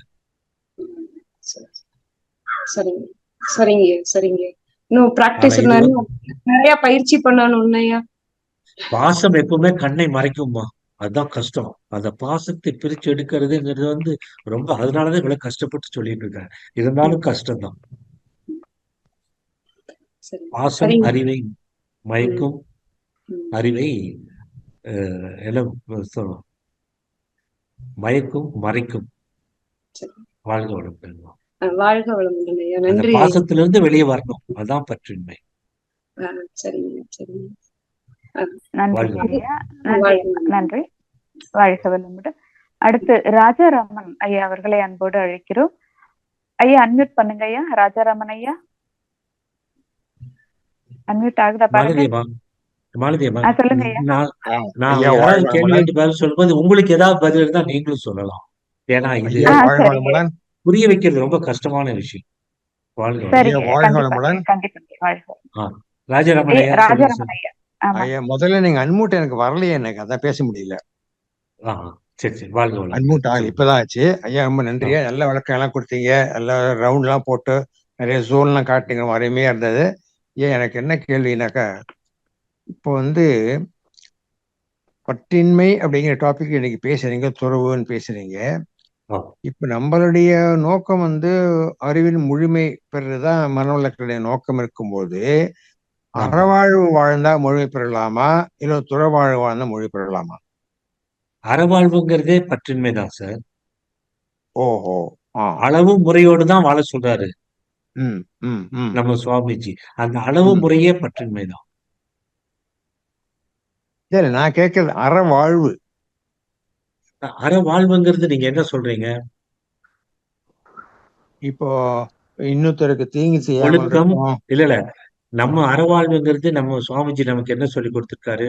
ஒழுக்கம், கடமை, ஈகை, ம். பிறருக்கு துன்பம் தராமல் இருப்பது, பிறர் ஆமா ஆமா. சுதந்திரம் பறிக்காமல் இருப்பது, இதுதான். ம். அதுதான் அற வாழ்க்கை. ஆ. அது மட்டும் வாழ்ந்தா போருமா முழுமை பெற ஆயிரத்துக்கு, இல்ல துறவு வேணுமாங்கிறேன். இதுதான்யா துறவு. ஓஹோ ஓஹோ. இந்த துறவு அறவாழ்வு வாழ்க்கை வாழ்ந்தாலும் துறவு வாழ்ந்தால்தான், ம் ஆமா, நம்ம மனது ம் ஃப்ரீயா இருக்கும், ம் அகன்றதாக இருக்கும், ம் விசாலமானதாக இருக்கும். அந்த ம் இறையை உணர முடியும். அந்த குறுகிய அறிவோடு, ம் பாசங்களோடு ம். நாம இங்கேயே கட்டுன்று உட்கார்ந்து விட்டால் ஆ. நம்மளுடைய மனம் விரிவடையாது, ம் இறையை உணர முடியாது. அந்த ம் இறையை உணர்வதற்கு இது ஒரு பாதை, இது ஒரு வழி, ஆரம்ப பாதை, முதல் படி. சரி, சரிங்க. இன்னும் ஒரு கேள்வி. ஆம். இப்ப மகரிஷி சில போட்டோக்கள் பார்த்தாக்கா, அவர் வந்து பஞ்சகச்ச கட்டின மாதிரி ஒரு சில போஸ் இருக்கு. ம். இது வந்து ஒரு துறவிக்கான அடையாளமா, எப்படி அது? இல்ல, ஒரு துறவி ஆ, மனதளவுல ஒரு துறவியா இருக்கிறாராங்கிறதா பார்க்கணுமே தவிர, ஆ, அவங்களுடைய வெளியே அவங்க என்ன உடை உடுத்திருக்கிறார்கள், எப்படி இருக்கிறார்கள், அதெல்லாம் முக்கியம் இல்ல. ஓஹோ அவங்களுடைய மனம் தான் முக்கியம். ஓ ஒருத்தன் மனம் மோசமா இருக்கலாம், ம். வெளியே துறவி மாதிரி ட்ரெஸ் பண்ணிட்டு நாடகம் போட்டுட்டு இருந்தானா அது எப்படி ஒத்துக்க முடியும்? அப்படியா? ஆ.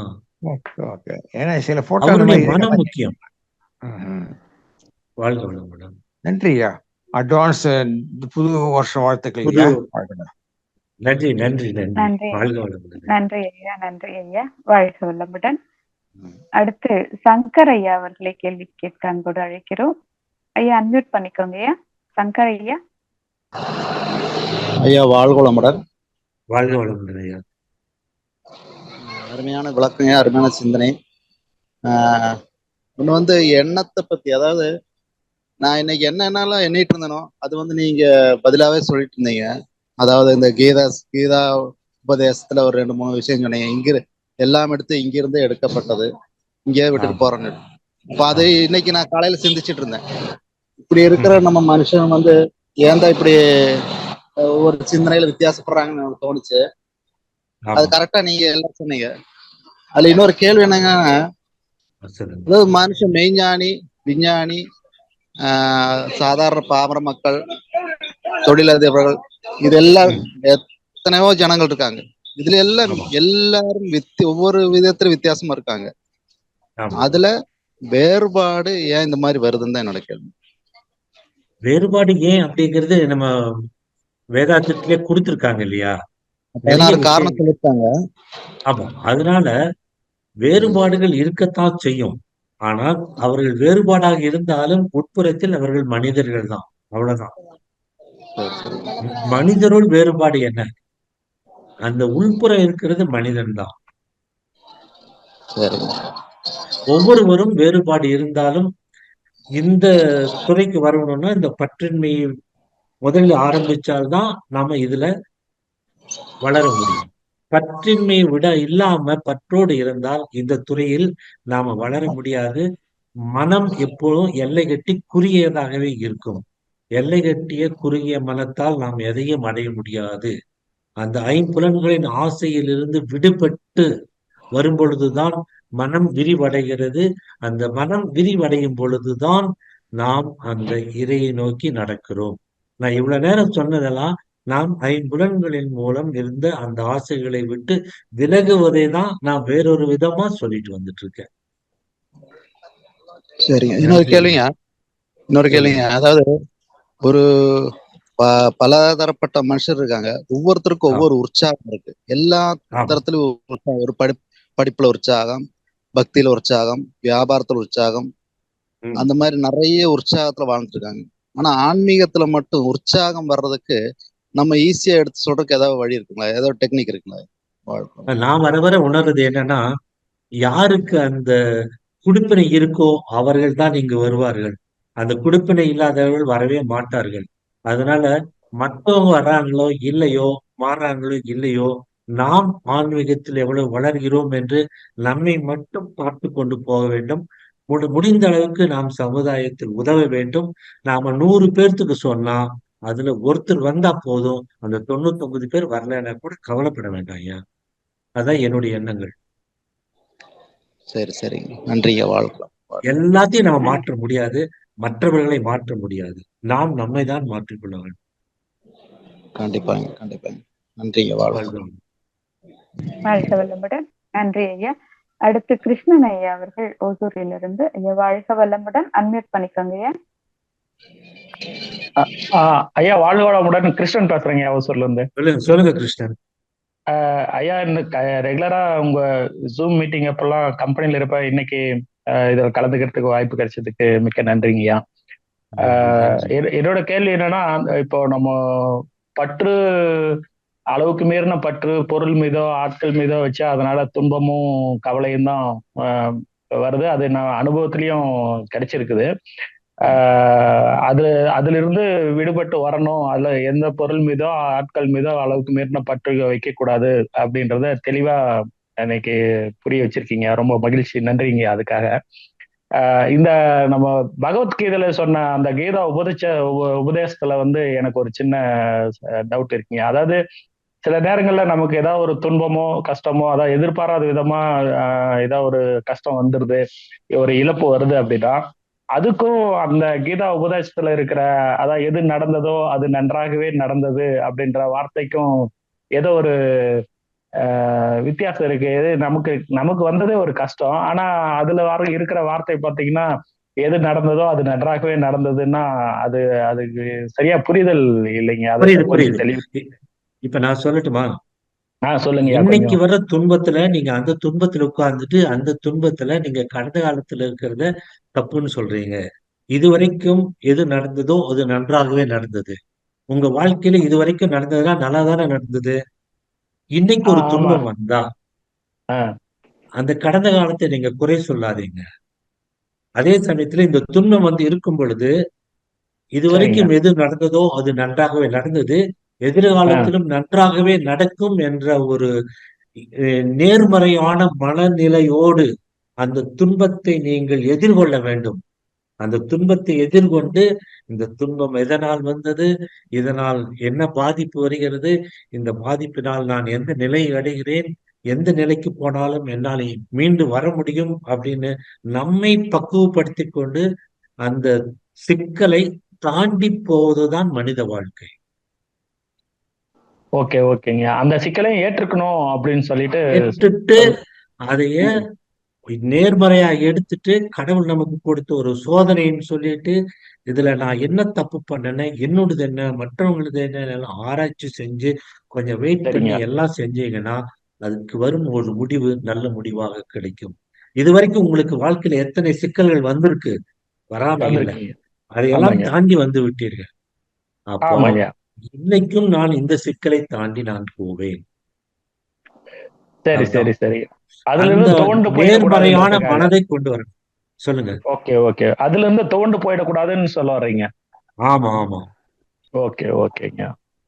விழுந்தவன் விழுந்துட்டா தப்பு, விழுந்தவன் எப்ப எழுந்து வர்றானோ அதுதான் வெற்றி.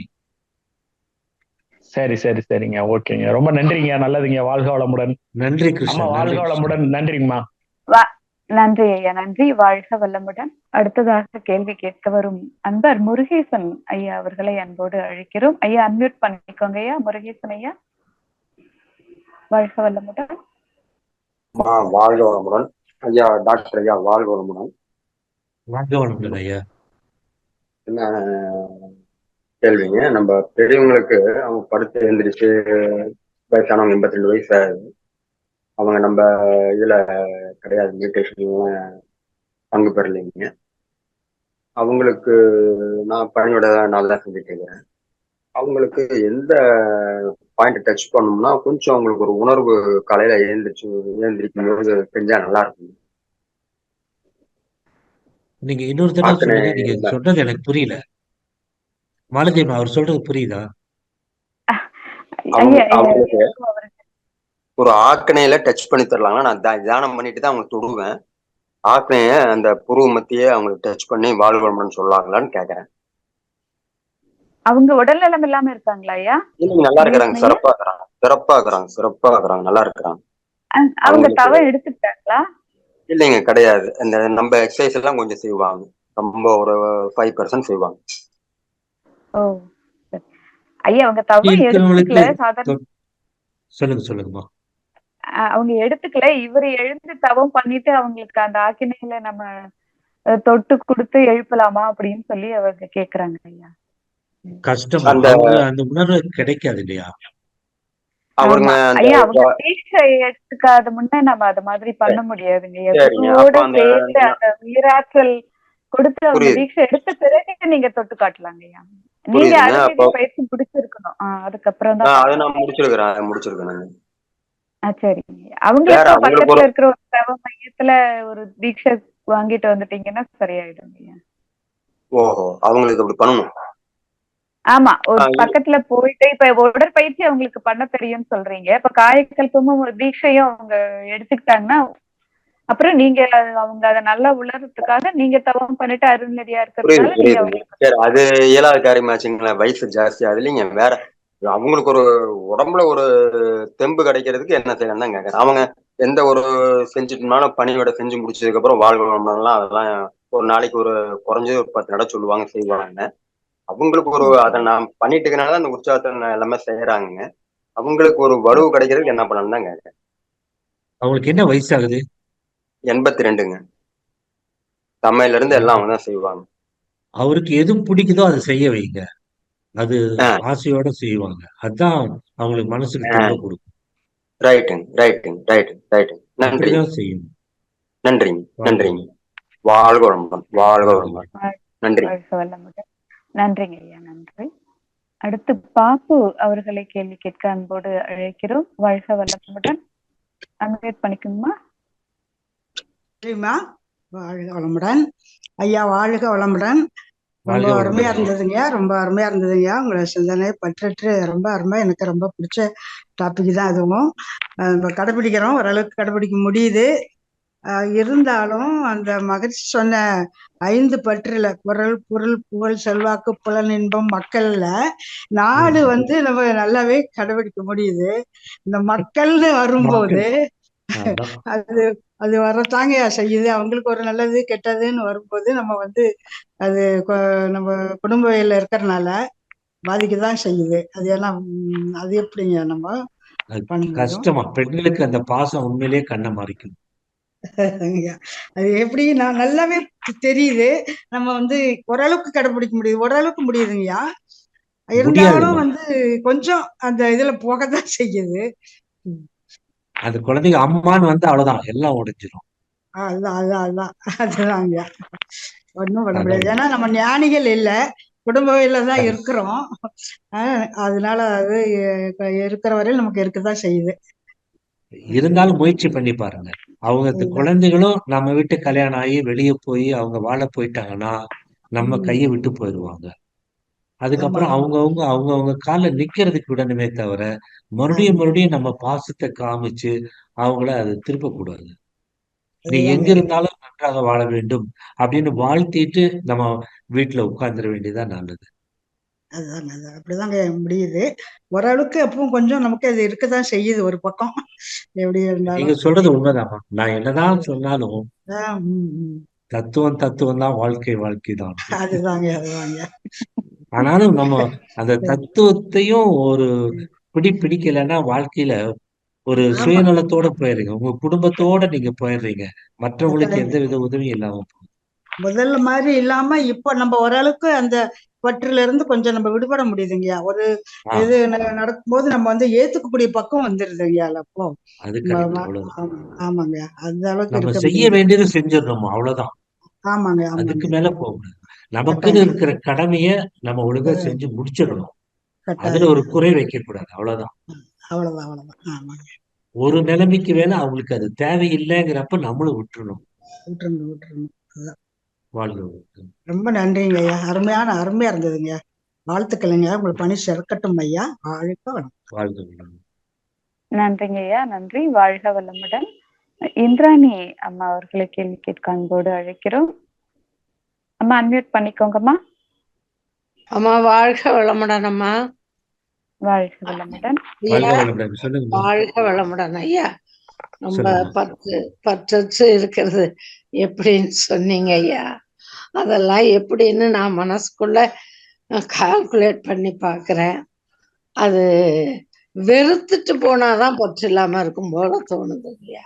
இல்லம்மா, அது பற்று இருக்கணுமா, அளவோட இருக்கணும். அவ்வளவு.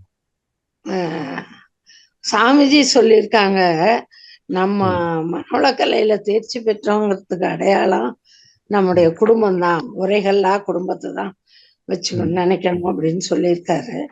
ஆனா ம். யாரும் குடும்பத்துல ஃபாலோ பண்றதாவும் தெரியும், ஃபாலோ பண்ணல, தெரியல என்ன ஃபாலோ பண்ணல, நம்மள வந்து ஊக்கப்படுத்தவும் இல்லை.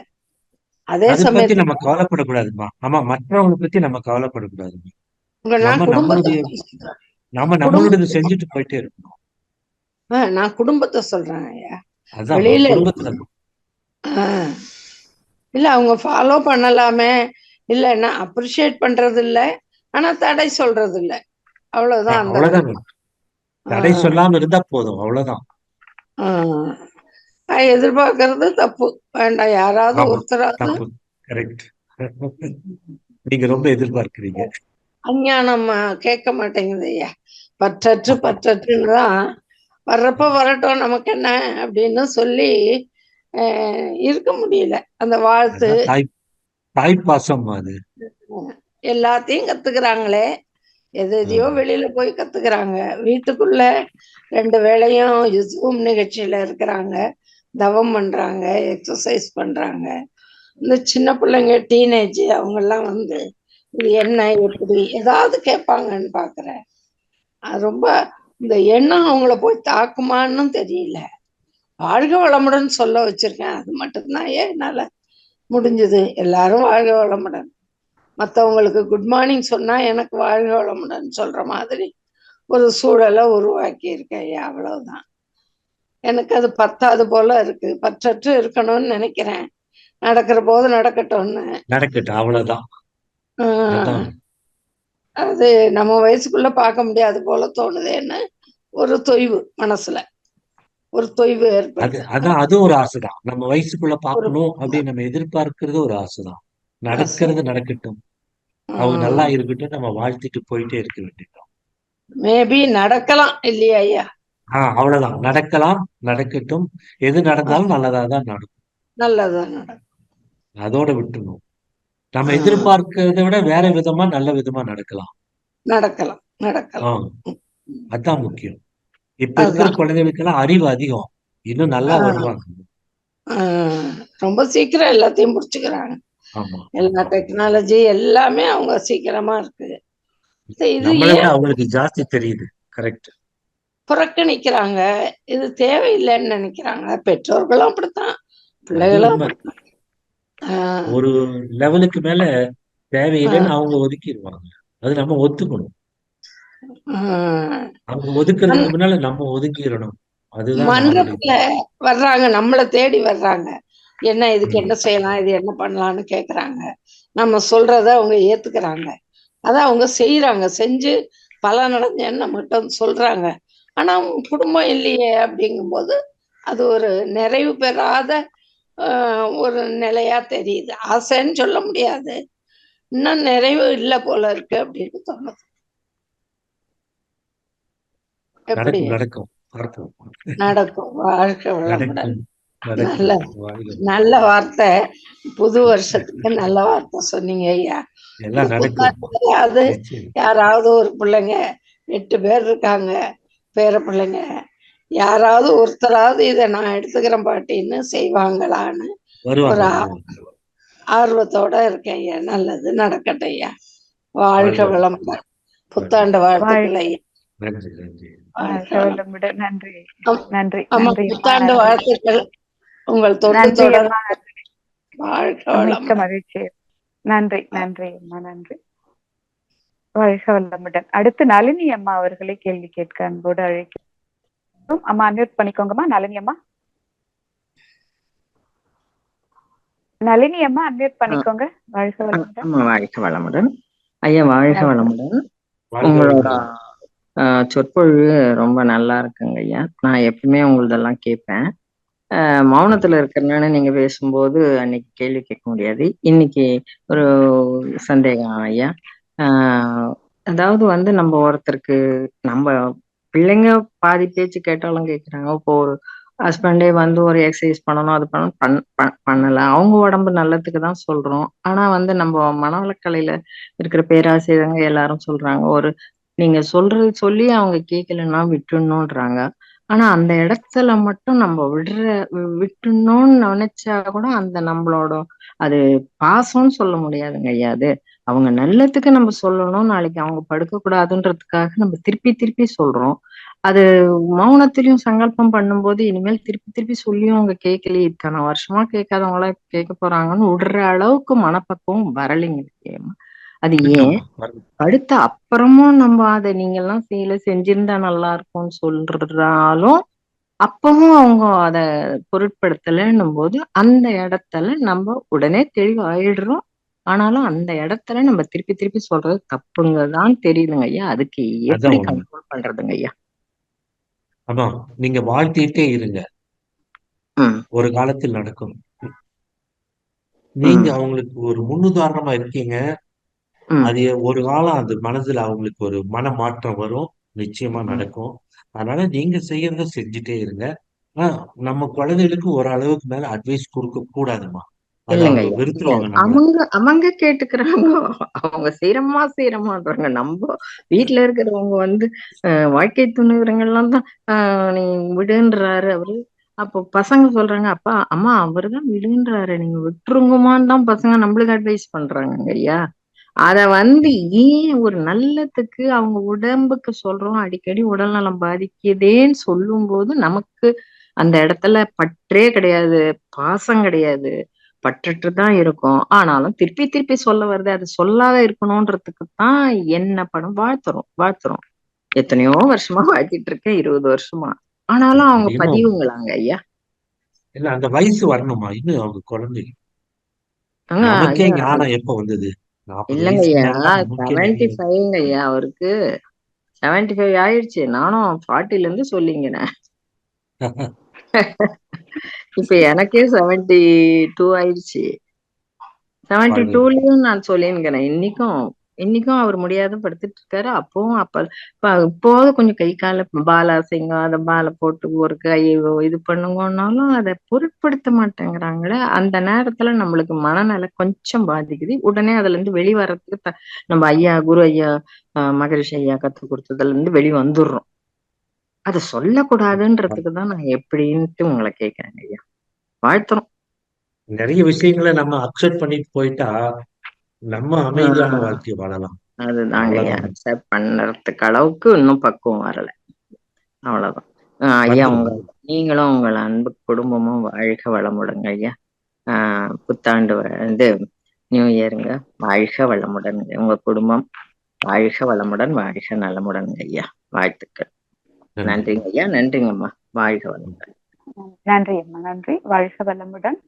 அடுத்து முருகேசன் ஐயா அவர்களை கேள்வி கேட்குமாறு அன்போடு அழைக்கிறோம். வாழ்க வளமுடன். முருகேசன் ஐயா அன்மியூட் பண்ணிக்கோங்க ஐயா. அம்மா வாழ்க வளமுடன் ஐயா. வாழ்க வளமுடன். ஒரு அம்மா பேரம் பேத்திங்கெல்லாம் மற்ற கிளாஸ்ல எல்லாரும் தான் அம்மா சொல்றத கேக்குறாங்க, இவங்க கேக்குறது இல்லைன்னு சொன்னாங்க. நீங்களும் அதுக்கு கரெக்டான உதாரணம் கொடுத்தீங்க. என் மனசுல பட்டதை சொல்றேனுங்க. நம்ம பெரிய ஐயா வேதாத்திரி ஐயா சொன்னாருங்களே, அவங்க அம்மாளுக்கு அம்மா சொன்னாங்கன்னு சொன்னீங்களே, நம்ம அருள்நிதியில இருந்து அத்தனை அவசியர்கள் இருந்து எல்லாருமே நமக்கு மகன் மாதிரி தானே ஆகுது அப்படின்னு சொன்னாருங்கிறத இந்த இடத்துல நினைவு கூடுறதுக்கு அம்மா கோசரம் சொல்லணுங்க. நன்றிங்க ஐயா. நன்றி. நன்றிங்க. வாழ்க வளமுடன். வாழ்க வளமுடன். வாழ்க வளமுடன். நன்றி ஐயா. அன்பர்கள் யாரேனும் இருந்தால் கைகளை உயர்த்தலாம். வாழ்க வளமுடன். இல்லைன்னா முடிச்சிடலாமா? இதை இறுதியாக ஒருத்தருங்க ஞானவேந்தன் ஐயா அவர்கள் கேள்வி கேட்க இருக்கிறார்கள். ஐயா அன்மியூட் பண்ணிக்கோங்க ஐயா. வாழ்க வளமுடன். வாழ்க வளமுடன் ஐயா. வாழ்க வளமுடன். சொல்லுங்க. பற்றற்று இருக்கணும் அப்படின்னு சொல்றீங்க. ஆனா குடும்ப வாழ்க்கையில இருக்கும்போது கணவன் மனைவி மகன் மகள் இவங்க கூட இருக்கும்போது பற்று இருக்கதான் செய்யுது. பற்று இல்ல அளவு முறையோட நம்ம சுவாமிஜி சொல்றாரு. அளவுக்கு அதிகமான பற்று வேண்டாம், அவ்வளவுதான். சரிங்க. நான் சொல்ல வரணும் அதான், தாமரை இலை போல் இருக்கும் நீர் போல. அது இதை நாம் ஒரு காலத்தில் இழந்து விடுவோம், இவர்கள் நம்மை விட்டு போய் விடுவார்கள், பிரிந்து விடுவோம் அப்படிங்கிறதெல்லாம் நம்ம உணரணும். எதுவுமே நிலையானது இல்லை, எந்த உறவும் நிலையானது இல்லை. அப்போ நம்ம அவங்களுக்கு என்ன தேவையோ அதை மட்டும் சொல்லுமே தவிர அளவுக்கு அதிகமான பாசத்தை காமிக்கணும். நம்ம அவங்க கிட்ட இருந்து எதிர்பார்க்க கூடாது, நம்மளும் கொடுக்க கூடாது இல்லைங்களா ஐயா? இல்ல, நம்மளுடைய அன்பை கொடுக்கலாம், அவங்க கிட்ட இருந்து எதிர்பார்க்க கூடாது. ஏன்னா எதிர்பார்த்து அது கிடைக்கலன்னா நமக்கு ஏமாற்றமா இருக்கும். அந்த ஏமாற்றம் வேண்டாம். நம்மளுடைய கடமை அவர்களுக்கு கொடுக்க வேண்டிய அன்பை, கொடுக்க வேண்டிய டியூட்டியை கொடுக்க வேண்டும். ஆனா பிரதிபலன் எதிர்பார்த்து செய்யாதீர்கள், அவர்கள் திருப்பி கொடுப்பார்கள் என்று செய்யாதீர்கள். அதான் பற்று இல்லாமையும் இருக்கணும், அதே சமயத்தில் நம்ம செய்ய வேண்டிய டியூட்டியும் செய்யணும். ஆனா ரிசல்ட் எதிர்பார்க்காதீங்க. சரிங்க. நன்றி. வாழ்க வளமுடன் ஐயா. வாழ்க வளமுடன். நன்றி ஐயா. ஐயா திரும்பவும் ஜெயசக்தி ஐயா இருக்காங்க. ஆமா, வாழ்க வளமுடன். ஐயா அன்மியூட் பண்ணிக்கோங்க ஐயா. ஜெயசக்தி ஐயா வாழ்க வளமுடன். வாழ்க வளமுடன். சொல்லுங்க. எனக்கு மியூட் ஆயிடுச்சுங்கய்யா, திரும்ப அன்மியூட்டே ஆகல. ட்ரை பண்ணி பார்த்தேன், எனக்கு கேள்வியே முடியல. அதனாலதான் மீண்டும் லைன்ல வந்தேன், எல்லாம் முடிட்டுன்னு பார்த்தேன். அதாவதுங்க, பற்றற்ற வாழ்க்கை வாழ்றது நீங்க எங்களுக்கு எல்லாம் முன்னோடியா இருக்கிறீங்க. இந்த ஜூம்ல இருக்கிறவங்க எல்லாரும் தெரிஞ்சுக்கணும். ஐயா அவர்கள் பாத்தீங்கன்னா அதாவது ஒரு அநாத விடுதல இருந்தோ, ஒரு பள்ளிக்கூடத்துல இருந்தோ, இல்ல ஒரு கோயில் கட்டுவோ, ஒரு மணவள எங்க இருந்து வந்தாலும் ஒரு டொனேஷன் வந்தா ஐயா அன்னைக்கு என்ன அவருடைய கலெக்ஷன் அதை பாக்கெட்ல எடுத்து அப்படியே கொடுத்துருவாரு. இது எல்லாரும் தெரிஞ்சுக்கோங்க. அதே மாதிரி அவரை பாக்குறதுக்கு பெங்களூர்ல இருந்தெல்லாம் பேஷண்ட்ஸ் வருவாங்க. அதெல்லாம் இருந்தா கூட இந்த மாதிரி பண்றதுல அவர் முன்னாடியே இருக்கிறாரு. நாமெல்லாம் அவர் முன்னாடி ஒரு தூசுதான். எவ்வளோ ஹாஸ்பிட்டல்ல பிஸியா இருந்தாலும் மனவளக்கலை சம்பந்தமா போனோம்னா எல்லாத்தையும் கொஞ்சம் பக்கத்துல இருக்கிற டாக்டரை பார்க்க சொல்லிட்டு நம்ம கிட்ட டிஸ்கஸ் பண்ணுவாரு. அதே மாதிரி இந்த ஜூம் கிளாஸ் பாருங்க, சாதாரணமா அவர் எடுக்கிறது இல்லை. இதுக்கு நிறைய பவர் பாயிண்ட் எல்லாம் ப்ரிப்பேர் பண்ணி அது அருமையான ஒரு பிரசன்டேஷன் கொடுத்து தெளிவா எடுக்கிறாரு. ஒரு முதுநிலை பேராசிரியர் கூட இந்த அளவுக்கு எடுக்க முடியுமான்றது சந்தேகம். அந்த அளவுக்குலாம் அவரு பிரசன்ட் பண்றாரு.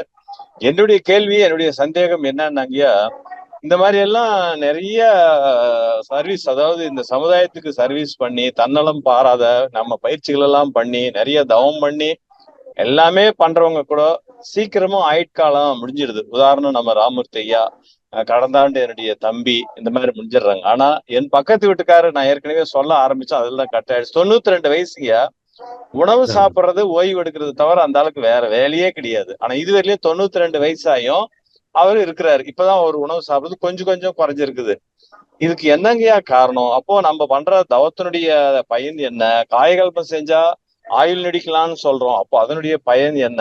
ஒண்ணுமே செய்யாதவங்க 92 ஆண்டு வாழ்த்து கொண்டு இருக்கிறார்கள். நம்ம ஆளுங்க சீக்கிரமா போய் சேர்றாங்க. இதுதாங்க எனக்கு மனசளவுல ரொம்ப உறுத்துதுங்க. இதுக்கு என்ன ஒரு சரியான பதில் சொல்லுங்கய்யா. வாழ்க்கொள்ளுடன். அதே மாதிரி உங்களுக்கும் உங்க இந்த ஜூம் இணைப்பை நடத்தி கொண்டிருக்க அம்மார்களுக்கும் இணையத்துள்ள அனைவருக்கும் என்னுடைய புத்தாண்டு வாழ்த்துக்களை தெரிவித்துக் கொள்கிறீங்களா ஐயா. வாழ்க்கொள்ளுடன். ஜெயசக்தி, நான் ஒன்னே ஒண்ணு சொல்றேன். நீங்க ராமமூர்த்தி ஐயாவையும் மற்றவங்களையும் சொல்லிட்டு இருந்தீங்க. நான் என்னுடைய மனைவியே இழந்துட்டேன். ஆமாங்க. ஆமா இல்லையா? ஆமா ஆமா. அப்ப நான் என்ன நினைச்சிருப்பேன்? அதுதான் எவ்வளவு எனக்கு சீக்கிரம் விட்டுட்டு புரியலைங்கய்யா. போயிட்டாங்க. இது புரியவே இல்ல. இல்ல இந்த இல்ல ஆன்மீக நான் வாழ்வே எனக்கு புரியாத ஒரு புதிராவே இருக்குது. ஆனா நான் இப்ப என்ன நினைக்கிறேன் அப்படின்னா, இந்த வாழ்க்கையில் அவர்கள் செய்ய வேண்டிய கடமைகள் முடிந்து விட்டது. அடுத்த உலகில் அவர்கள் செய்ய வேண்டிய கடமை காத்திருக்கிறது. அதற்காக அவர்கள் போய்விட்டார்கள். அதனால் என்னுடைய கடமைகள் இன்னும் முடியவில்லை. நான் என்னுடைய கடமைகளை செய்து கொண்டிருக்கிறேன். இதுதான் இன்னைக்கு என்னுடைய மனநிலை. இதே பதில் மத்தவங்க எல்லாத்துக்குமே பொருந்தும்னு நினைக்கிறேன். இல்லைங்களா? ஓகே ஓகே ஆமா ஆமாங்க ஆமா. ஓகேங்க. மிக வாழ்க வாழ்க. அதனால இறந்துட்டா முதல்ல மன வருத்தம் இருக்கும். ஆனாலும் அவங்க நம்ம கூட இருந்தப்போ நமக்கு எவ்வளவு உதவியாக இருந்திருக்காங்க. இப்ப அந்த உதவிகள் எல்லாம் வேற யாருக்கோ செய்யறதுக்காக போய்விட்டார்கள் என்றுதான் நான் நினைக்கிறேனே தவிர, என்னை விட்டு போயிட்டாங்க, என்னை அனாதையா விட்டு போயிட்டாங்கன்னு நான் நினைக்கல. நான் எங்க போனாலும், எந்த வாழ்க்கையில் இருந்தாலும், அங்கும் அவர்கள் நல்லா இருக்க வேண்டும் என்றுதான் நான் தினமும் தவம் செய்து கொண்டிருக்கின்றேன். என்னை விட்டு போயிட்டாயேன்னு அழுகல. நீ அங்க போய் இன்னும் நன்றாக இருக்க வேண்டும் என்றுதான் நான் தவம் செய்றேன்.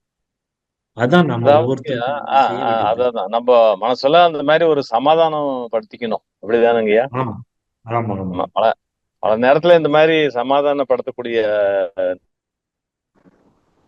உண்மை அதான். சமாதானம், உண்மையை உணர வேண்டும். அதுக்காக தான் இந்த கேள்வி கேட்டேன். வாழ்க வளமுடன். வாழ்க வளமுடன். வாழ்க. ஓகேங்க. நன்றிங்க. வாழ்க வளமுடன். நன்றி நன்றி ஐயா, மிக்க நன்றி. வாழ்க வளமுடன். அடுத்து ஸ்ரீமதி அம்மா அவர்களை கேள்வி கேட்க அன்போடு அழைக்கிறோம். அம்மா அன்மியூட் பண்ணிக்கோங்கம்மா. ஐயா வாழ்க வளமுடன் ஐயா. வாழ்க வளமுடன். நான் ஸ்ரீலங்கால இருந்து கிடைக்கிறேன். சிறப்பான ஒரு தலைப்புயா, இந்த பற்றற்ற வாழ்க்கை. இப்ப என்னுடைய சின்ன ஒரு கருத்து என்னன்னா, இந்த பற்று இருக்கிறதுக்கு முக்கியமான காரணம் இந்த 6 குணங்கள்னு நான் நினைக்கிறேன். இந்த 6 குணங்களை நம்ம சீரமைத்தாலே இந்த பற்றற்ற வாழ்க்கை நம்ம நிறைய விஷயங்களை நம்ம கடந்து போக முடியும்ட்டு என்னுடைய கருத்துயா. ஏன்னா நம்ம துன்பங்களுக்கு ஆமாய்யா, துன்பத்துக்கெல்லாம் காரணமாக இருக்கிறது இந்த பற்று தான் கூட. அப்ப நம்ம ஆமாய்யா, இந்த இழந்து விடுப்புறதுக்கு, இந்த பற்றற்ற வாழ்க்கையிலிருந்து விடுப்புறதுக்கு இந்த 6 குணத்தை சீரமைத்தாலே போதும்ட்டு என்னுடைய ஒரு கருத்துயா. நீங்க சிறப்பான இன்னைக்கு உரைய சொல்லியிருக்கிறீங்கய்யா. வாழ்த்துக்கள் ஐயா. வாழ்க வளமுடன். நீங்களும் உங்கள் அன்பு குடும்பமும் வாழ்க வளமுடன் ஐயா. நீங்க சொன்னது உண்மைமா. நன்றி. வாழ்க வளமுடன். நன்றி. அந்த 6 குணங்களை சீரமைத்தால் நாம கடவுளா அதான் உண்மை. உணரலாம். வாழ்க வளமுடன். சுந்தரமூர்த்தி ஐயா அவர்களை கேள்வி கேட்க அன்போடு அழைக்கிறோம். வாழ்க வளமுடன். அம்மா வணக்கம். வாழ்க வளமுடன். அம்மா கேக்குதுங்களா? கேக்குதுங்க ஐயா. டாக்டர் ஐயா வாழ்க வளமுடன். வாழ்க வளமுடன். பேரரசர் ஐயா வாழ்க வளமுடன். அந்த மாதிரி இந்த பிஸியான ஷெட்யூல்ல வந்து நீங்க மருத்துவரா இருந்துகிட்டு நீங்க மருத்துவமனை மற்ற இதை பார்த்துட்டு பவர் பாயிண்ட் நான் ப்ரிப்பேர் பண்ணி இந்த அளவுக்கு இது பண்றது உண்மையிலேயே பெருமையா இருக்கீங்கய்யா. நம்ம வந்து மற்ற ரிட்டையர் ஆயிட்டு இருக்கோம், நமக்கு ஓரளவுக்கு மன்றத்துக்கு போறோம் வரோம், தவறு செய்யறோம், டைம் இல்லைன்னு சொல்றோம். பட் ஐயா வந்து இந்த அளவுக்கு அன்பர்களுக்காக ஒரு பவர் பாயிண்ட் எல்லாம் ரெடி பண்ணி நீங்க சிந்தனை விருந்து கொடுத்தது மிக சிறப்புங்க ஐயா. ரொம்ப நல்லா இருந்தது. ஒண்ணுதான் மகரிஷி அவர்கள் அருளிய நம்முடைய அந்த தவமுறைகள், காயகல்பம், உடற்பயிற்சி, தத்துவ விளக்கங்கள், தினமும் இரவு ஒரு 10 நிமிடம் தற்சோதனை, இது பண்ணிட்டு வந்தா நமக்கு வந்து உடன் பிறந்தவர்களா இருக்கட்டும், குழந்தைகளா இருக்கட்டும், வாழ்க்கை துணையா இருக்கட்டும், இருந்தாலும் நம்ம வாழ்க வளமுடன் என்ற அந்த அருமையான வாழ்த்தை சொல்லிக்கொண்டே வரும் பொழுது கண்டிப்பா ஒரு காலத்துல மாற்றங்கள் கண்டிப்பா வரும் ஐயா. ரொம்ப சிறப்பான உரை, உங்களுடைய உரை. மிக்க நன்றி ஐயா. இந்த அனைவருக்கும் புத்தாண்டு வாழ்த்துக்கள். வாழ்க வளமுடன் ஐயா. நன்றி. மாலதி அம்மா வாழ்க வளமுடன்.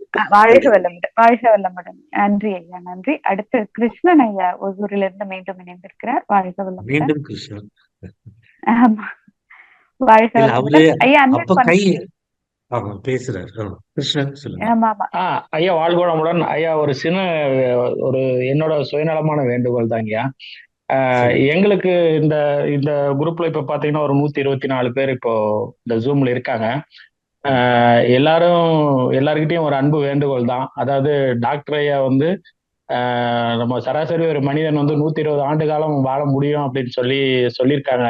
அது அது டாக்டர் ஐயா வந்து 120 ஆண்டுகள் வாழ்ந்தா அவருக்கு இல்ல, நம்ம ஒசூர் மன்றமும் சரி, ஒசூர் மக்களும் சரி, ஒசூர் சுத்தி இருக்கிற கிராம மக்களும் சரி, எல்லாருமே ஐயாவால பலன் பெற்றுட்டு இருக்கோம் தினமும். அதனால ஐயா வந்து 120 ஆண்டுகள் வந்து நல்ல ஒரு ஆரோக்கியத்தோட வாழணும். ஏன்னா நேரடியா நாங்க வந்து ஐயாவோட பலன்களை வந்து மக்கள் பெற்றதை வந்து நாங்க கண்ணால பார்த்துக்கிட்டு இருக்கோம். நம்ம மன்றமும் வந்து இன்னைக்கு இவ்வளவு வளர்ச்சிக்கு வந்ததும் ஒரு பெண்ணை வந்து தலைவரா போட்டு இன்னைக்கு இந்த அளவுக்கு அவங்கள வந்து ஊக்கப்படுத்தி ஒரு சிறப்பான சேவை செய்ய வைக்கிறதும், எல்லா பின்புறமா இருந்து தன்னை முன்னிறுத்திக்காம, எந்த இடத்துலயும் தன்னை வந்து முன்னிறுத்திக்காம எல்லாம் பின்னாடி இருந்து எல்லாரையுமே இயக்கிக்கிட்டு இருக்கீங்க. அது அது உங்களோட சேவை வந்து பல அது இந்த உங்களோட சேவையை பார்த்துதான் அது அட்லீஸ்ட் ஒரு கடுகளோ ஐயாவோட சேவையில ஒரு 5% 10% நம்ம செய்யலாம் அப்படின்ற ஒரு எண்ணத்துலதான் நாங்களா வந்து சேவை பண்ணிக்கிட்டு இருக்கோம் ஐயா.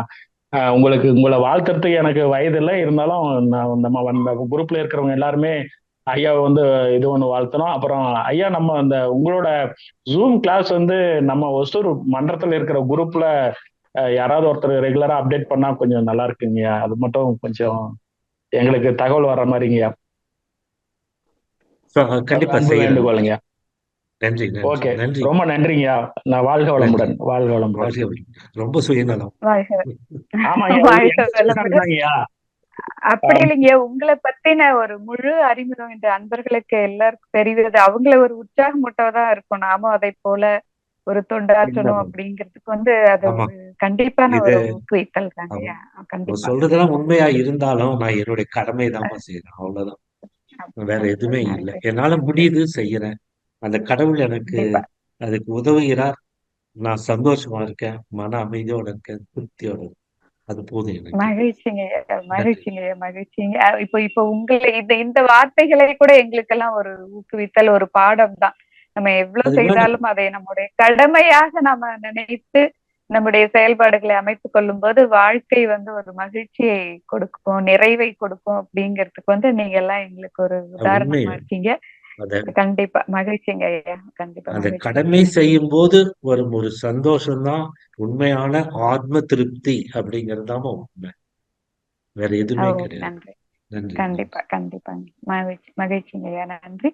அடுத்து உமையாள் அம்மா அவர்களை கேள்வி கேட்க அன்போடு அழைக்கிறோம். அம்மா அன்மியூட் பண்ணிக்கோங்க. உமையாள் அம்மா. அம்மா வாழ்க வளமுடன்மா. வாய்ப்புக்கு நன்றிம்மா. ஐயா வாழ்க வளமுடன் ஐயா. ஐயா, அந்த இந்திராணி அம்மா கேட்ட அதுக்கு பதில் சொன்னது எனக்கு ரொம்ப நிறைவா இருந்தது. அவங்க பசங்க எல்லாம் வருவாங்களா அப்படின்னு கேட்டதுக்கு நீங்க நினைக்கிறத விட மிக சிறப்பா வருவாங்க அப்படின்னு சொன்னீங்க ஐயா. மோர் பிளெஸிங்ஸ் அப்படிங்கும்போது ரொம்ப நல்லா இருந்ததுங்க ஐயா. அதுதாங்க ஐயா, ரொம்ப அதுக்கு ரொம்ப எனக்கு சந்தோஷமா இருந்துச்சு, நிறைய வந்து அதை உங்ககிட்ட திருப்பி சொல்லணும்னுங்க ஐயா. வாழ்க்கை வளமுடன் ஐயா. வாழ்க்கை வளமுடன். ஆமா, அது உண்மைமா. நிச்சயமா நம்ம குழந்தைகள் நம்மளை விட நன்றாக வருவார்கள். ஏன்னா நம்ம எண்ணம் சொல் செயல் இவற்றில் சரியாக இருந்து செயல்பட்டு நம் கடமையை செய்து கொண்டிருந்தால் நம்மை சுற்றி நடக்கும் அனைத்தும் நன்றாகவே நடக்கும். அப்ப நம்ம குழந்தைகளும் நல்லாக வருவாங்க. அதுதான் உண்மை. ரொம்ப நன்றிங்க. நன்றி. வாழ்க வளமுடன். அனைவருக்கும் புத்தாண்டு வாழ்த்துக்கள். வாழ்க வளமுடன். நன்றிங்கம்மா. நன்றி. வாழ்க வளமுடன் ஐயா. நிறைவாக இன்னும் 2 அன்பர்கள் இருக்காங்க ஐயா, அவங்கள மட்டும் கேட்டுடலாம். வாழ்க வளமுடன். நேசமலா அம்மா அன்மியூட் பண்ணிக்கோங்கம்மா. வாழ்க வளமுடன்மா. வாழ்த்துக்கள் அம்மா. ஐயா வாழ்த்துக்கள். மிகவும் அற்புதமான சிந்தனை, நிகழ்ச்சி. இதுல எல்லாரும் பேசிக் கொண்டிருப்பதை அந்த நீங்கள் பதில் சொல்லிக் கொண்டிருந்தீங்கள். அவங்க எல்லாரையும் ஒன்றை புரிய வேணும் சொன்ன மகரிஷி எல்லாத்தையும் உணர்த்திட்டார். அவங்க அந்த உண்மை தன்மையை நாங்கள் உணர வேணும், அதுல நம்பிக்கை வச்சிருக்கணும். இருக்கிறது இறைநிலை ஒன்றுதான், அதை தவிர இங்க வேறு ஒன்றுமே இல்லை. அதை அவங்க அந்த நம்பிக்கை அவங்க எல்லாம் நம்புறோம்னு சொல்லு வாய் வார்த்தையில சொன்னா பத்தாது. அதை நாங்கள் உணர்ந்து அதை ஏற்றுக்கொண்டு அதன்படி வாழைக்க நீங்க சொன்ன அந்த அத்தனை உங்களின் வாயிலிருந்து வந்த அத்தனையும் நிஜமாகும். அதை நாங்கள் எங்களுடைய வாழ்க்கையாக மாற்றி கொண்டு வரைக்க எல்லாருக்கும் அவங்க இருக்கிறது இறைவன், அவன் தன்னைத்தானே செதுக்கி கொண்டிருக்கிறான் என்று அதை உணர்ந்தாலே போதும் ஐயா. உங்களுடைய அந்த பதில் எல்லாருக்கும் கேள்வி கேட்டவங்களும் அவங்களின் அந்த வந்து பதில் கேட்கும் போது அந்த இறைநிலையே வந்து தன்னைத்தான் எப்படி அதை உயர்த்தி கொண்டு போறதுக்காக கஷ்டப்பட்டு கொண்டிருக்கிறேக்க பக்கத்துல இருக்கிறவங்க நாங்கள் இந்த ஜூம்ல இருக்கிற அனைவரும் அவங்களை வாழ்த்தி கொண்டுதான் இருக்கிறோம். என்னன்னு சொன்னா எல்லோரும் உயர்றதுக்காகத்தான் வந்திருக்கிறோம். அதை எல்லோரும் புரிஞ்சு கொள்ளவனும். அப்படி என்றால் எல்லோருக்கும் மகிழ்ச்சியான வாழ்வு தான். இறைவன் தான் இருக்கிறான், அவன் தான் வாழ்ந்து கொண்டிருக்கிறான் என்ற அந்த உண்மையை உணரணும். அதைத்தான் மகரிஷி எல்லாருக்கும் சொல்லி இருக்கார். அதை நாங்கள் புரிஞ்சு கொண்டால் சரி ஐயா. உங்களோட தொண்டு மென்மேலும் தொடரவனும். அற்புதம் உங்களோட சிந்தனை. நீங்கள் ஆரம்ப காலத்திலிருந்து உங்களோட இதை நானும் கேட்டுக்கொண்டிருக்கிறேன். நிறைய உங்களோட வயசை பார்க்காமலே அதுதானே நாங்கள் இருக்கு மட்டும் எங்களுக்கு போதிய அளவில் எவ்வளவு எங்களுக்கு வல்லமை இருக்கிறோம் அந்த அளவுக்கு எங்களுக்கு முடிந்த அளவுக்கு செய்வோம், நிறைவு பெறுவோம். அதுதான் ஐயா. நன்றி ஐயா. உங்களோட தொண்டு மென்மேலும் தொடரணும் ஐயா. வாழ்க்கை வளமுடன். வாழ்த்துக்கள்.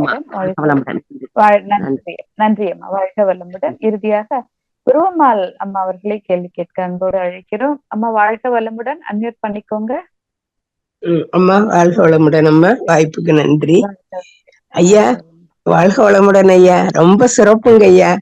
நிறைய பேருக்கு ஒரு மன நிம்மதி கிடைச்சிருக்குங்க ஐயா இன்றைக்கு உங்களுடைய உரையிலிருந்து. அப்புறங்க ஐயா, நீங்க இவ்வளவு வயதிலும் நீங்க இந்த மாதிரி ஒரு அற்புதமான வேலை செய்யறதுக்கு உங்களுக்கு எவ்வளவு பேர் துணை செய்ய வேண்டி இருக்குதுங்கிறத நான் உணர்ந்தேன். இதுல நீங்களா செல்ஃபா எல்லா காரியமும் செய்ய முடியாது. உங்களுக்கு நிறைய பேருனுடைய துணை வேண்டி இருக்குய்யா. இன்னும் மேலும் மேலும் உங்களுடைய இந்த பணி சிறக்கிறதுக்கு நிறைய உங்களுக்கு ஆதரவும் மக்களினுடைய துணையும் இறையர்களும் குருவர்களும் கிடைக்கணும்னு நான் ரொம்ப வாழ்த்துறேங்க ஐயா மனதார. இவ்வளவு வயசுல அவங்க வேலையை செஞ்சுக்கிற முடியல. நீங்க இவ்வளவு பேருக்கு தொண்டாற்றுறப்ப உங்களுக்கு எவ்வளவு பேர் ஹெல்ப் பண்ணணும். இன்னும் மேலும் மேலும் உங்களுக்கு ஹெல்ப் கிடைக்கணும்னு நான் வாழ்த்துறேங்க ஐயா. வாழ்க வளமுடன். வாழ்க வளமுடன்.